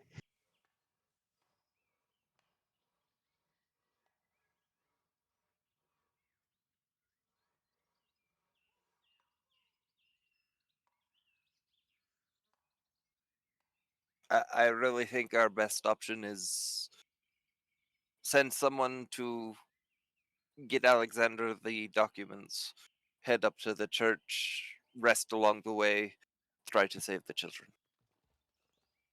We try to save the children is an extremely vague plan. I'm good with vague. You go in through the cave thing, and you hack and slash, and then kick down the door of the cell and go, "Come on, children, we here to save you," and head out. Okay, but the cave is probably not going to be empty of enemies, and what stops any of those enemies from getting to the cage before us? We're faster. No, we're not. We're not. If people are already in the cave and we meet resistance at the cave mouth, and they hear yelling and shouting, which their comrades are going to do, Okay. and they decide, all right, well, we're going to go guard the kids, Okay. how Why would they go guard the kids instead of repelling a couple invaders? because the kids are important to the plan? Okay, Whether so the they kids won't are kill the kids. They'll guard the kids, and then we kill them when we arrive. okay, but if they take the children as hostages, are we going to risk that they won't kill them? Because Why would Manara's not. Why would they take the children as hostages? They Because already it are gets us hostages. to leave. Okay. But then they They wouldn't need have them the as children for the sacrifices. ritual. They need them as sacrifices, and also They they can't kill the children without the ritual. Killing the children without the ritual is a bad plan for them. Okay, but they can still use the kids against us. as cover, maybe.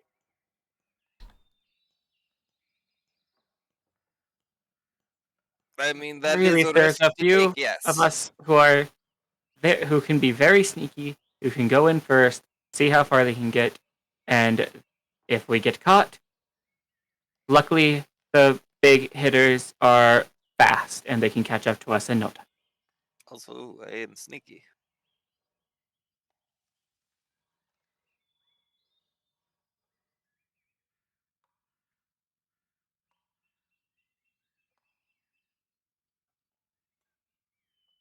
Like, I see no downside of attempting stealth first and then going in guns blazing anyway. I mean, the problem with attempting stealth first is look at. Are you still looking at the cave? Yep. Go look at the cave.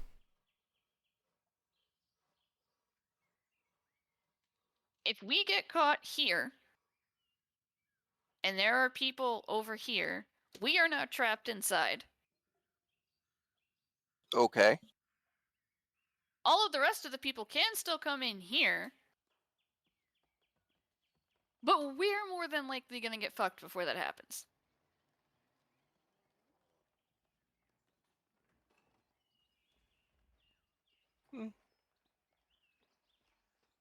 That, and I mean, you're gonna have invisibility, but is your stealth particularly high? I can get myself up. Wait, can't hear you. I can get my stealth up to a +6.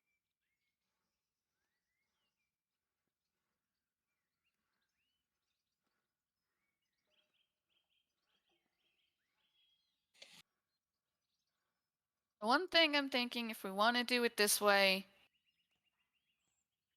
take the stealth route.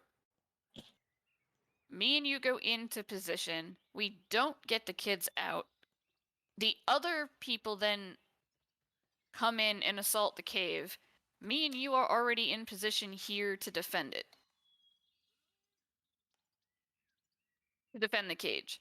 Then we collapse in on whatever fight is going on up here.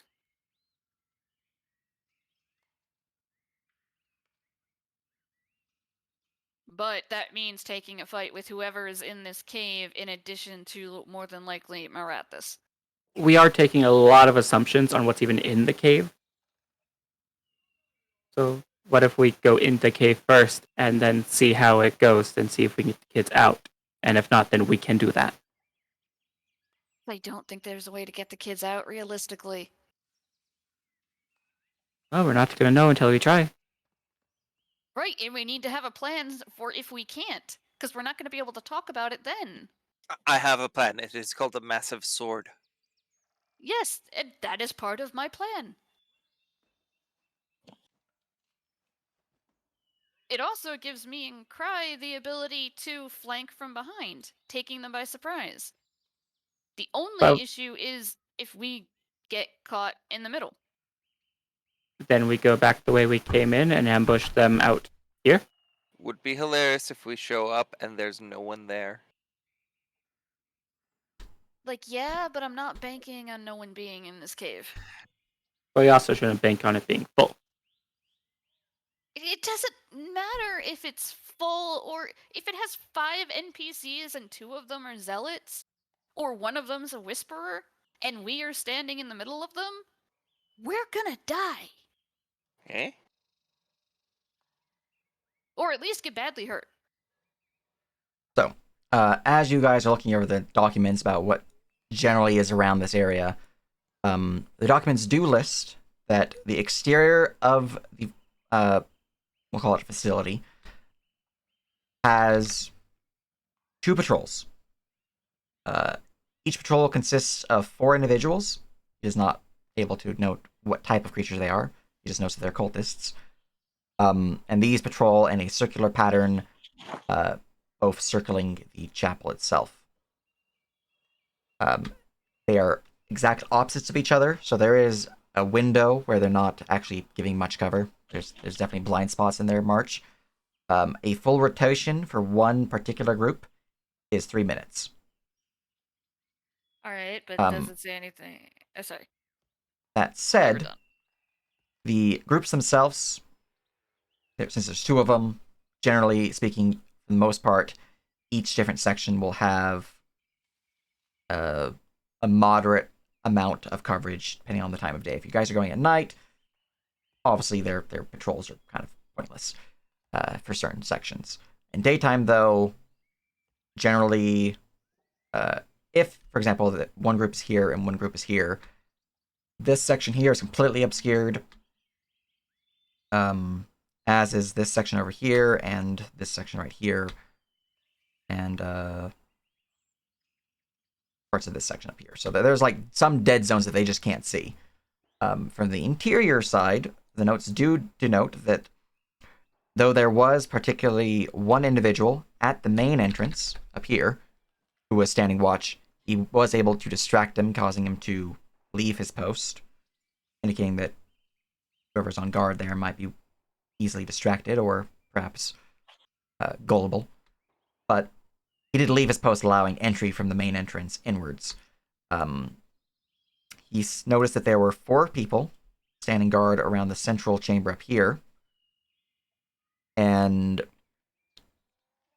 due to something you don't think is going to be occurring with you guys, you think it was just random happenstance, you're not exactly sure what, but the 2 guards here were called away. So there normally is 2 guards at the base of the children's cell, but they were called away and left their post empty.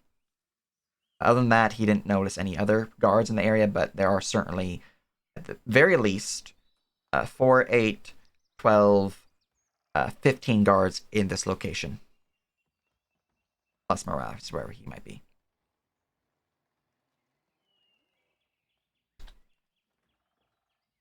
Now, that's knowledge from when he did this, which is before he was turned into, Cultist Whisperer. Does he say anything about what this is? He didn't have angle on it, unfortunately. You just saw that there was a glowing light there, so. Because he came in from here and then went down like that. Most of his vision was just like, oh, I can see over here, I can see over here, I can see over here. And then I can, go down here and, hey, look, I saw kids, I need to get the fuck out of here before they see me, so I can warn someone. And then you guys found his letter saying, gotta warn someone. And he got caught.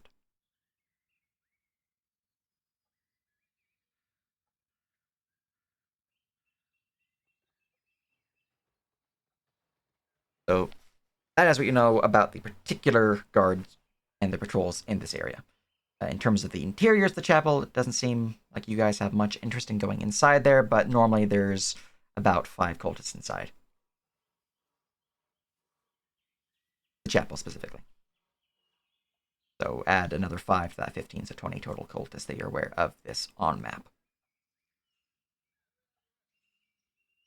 Plus Marathas. Plus Malrathis.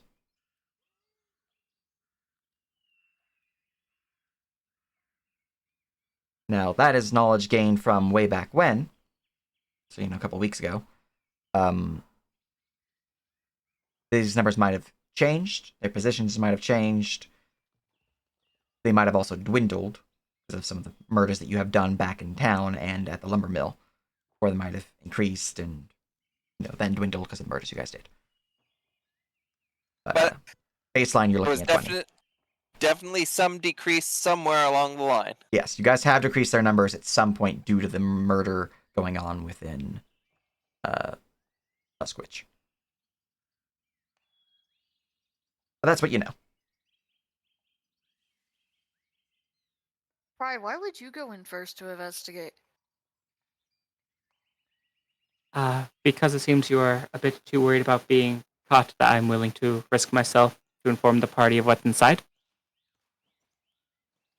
You're also a much worse option. If you aren't going to go, someone has to. I could go. I am good at sneaking.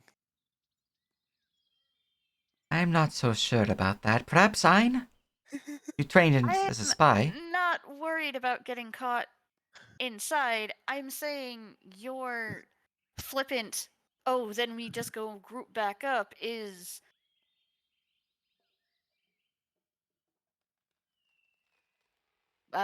she tries to think of a nice word for stupid.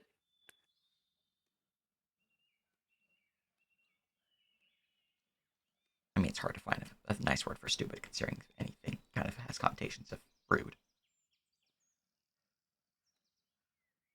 Look, I'm good to scout the place if that's what we want to do. Invisibility plus my stealth plus my disguise if I do get caught, like, I can probably handle this. I just don't think saying, oh, if we get caught, we walk out is as casual of a plan as it seems to be presented I as. was muted. Yes. Okay. I'm complaints about their perception and all that aside, I could probably also do it, especially if I have the chance to actually, shape change and disguise myself before turning invisible. Because, that Mhm. way, hey, I can also go just actually really fake being a cultist. Also, I'm fairly sure I have expertise in perception, so I do. What's my modifier?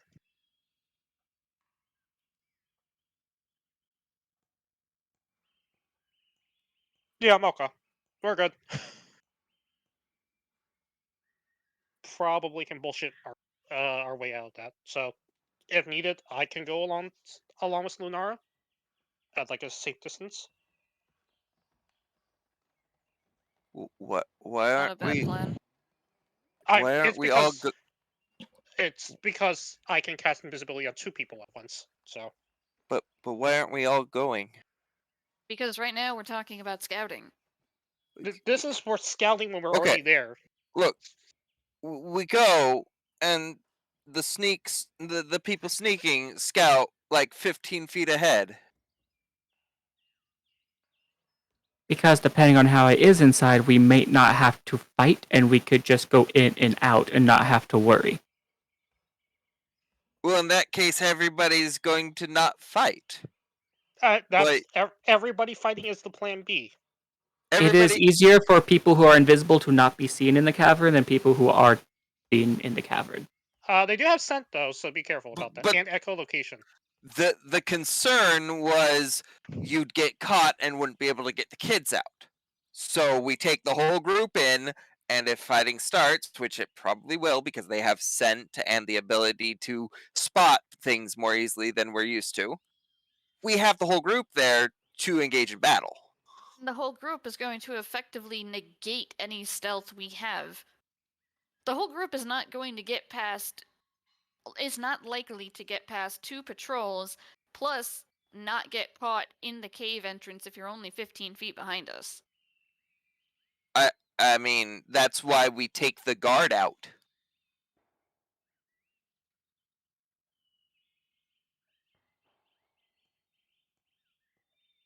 And how If do you suggest we do that without getting caught? Well, there's one guard at the entrance. If we all surround him in a circle and start kicking. Okay, and who's to say that the people inside don't notice because he cries out, or the people in the chapel don't notice because he cries out, or the guards on rotation don't notice because he cries out? Because you're sneaky? Okay, I can't reliably coup de grace an NPC. That's not how that works mechanically. I'm not thinking about mechanics. I'm thinking about what you do in this situation. If you all have a surprise round on someone, it is certainly possible to one shot a individual NPC.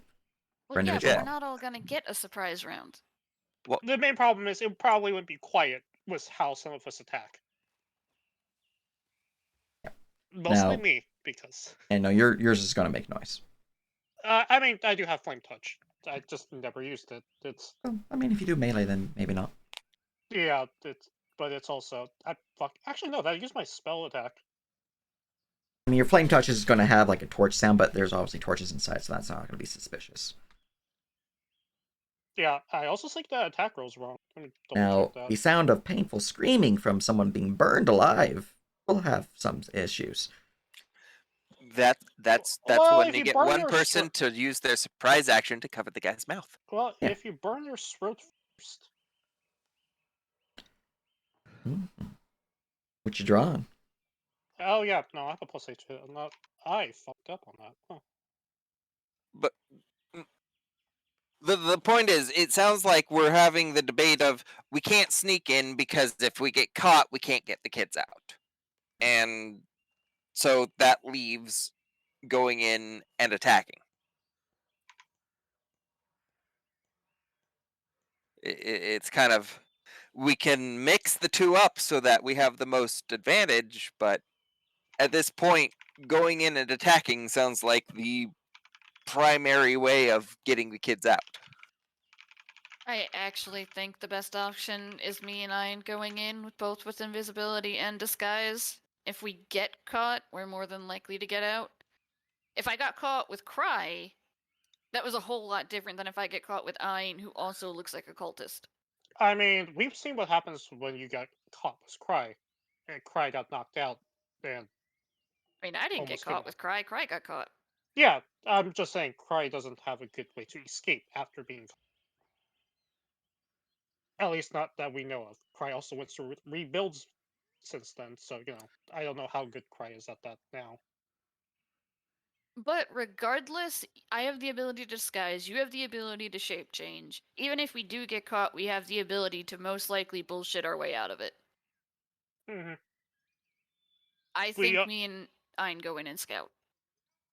I really do wish I had Misty Step though. God.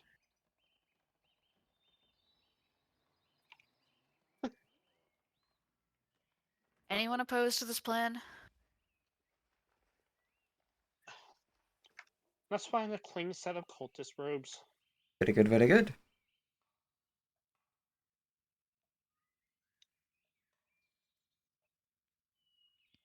You guys intend to send Yasker with the books to town while everyone else goes to the temple, and Ein and I keep thinking of Cry, but that's Lunara sneak in.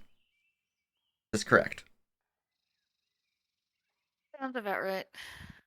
And he changes to Yeah, this I plan. assume so. I think Wary will at least try to sneak to the cave using his burrow ability. Okay. That's a great idea. It sounded like you were being sarcastic, but I know you're not. No, I'm sorry. No, I'm just not that It was I'm the hesitation. frustrated at you, like not that I'm not frustrated at you guys. This has just been very frustrating. But that actually is a good idea. I occasionally have them. And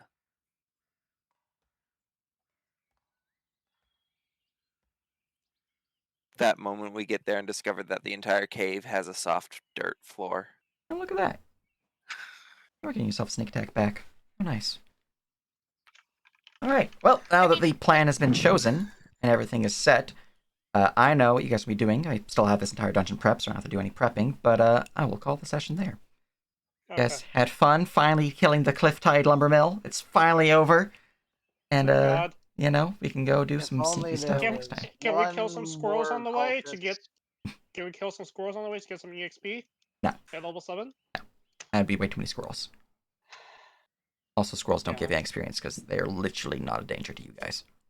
Yeah, I think this much. You don't know what they do with their nuts. Can I kill Ailey? Ooh. No.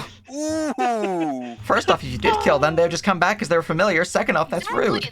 That's why I want to kill Ailey. Just free XP. They're not worth experience. You'd have to kill Cry to get the experience, and Cry would kill you. Or at least try to. I don't know who'd win. But, you know, yeah, no, it would be bad. That's actually, Plus, if you attacked Cry, all the NPCs would turn on you. Because suddenly you're attacking someone else of the resistance. And No, I know. yeah, I know you're Obviously not yeah, serious. yeah, no, you're not being serious, but if you did, whoever attacked the other person first would be the one they'd gang up on, and they wouldn't kill you; they'd just knock you unconscious and figure out what the fuck I'm happened. surprised no one suggested to kill Wary for XP. No, they You're would do. not worth the trouble, and I know someone can hurt you. Where is a bitch They to would kill? do that one JoJo meme where they just sort of kick the shit out of somebody, and then somebody gets up to try to Mhm. stop the kicking, and then they join in. Anyways,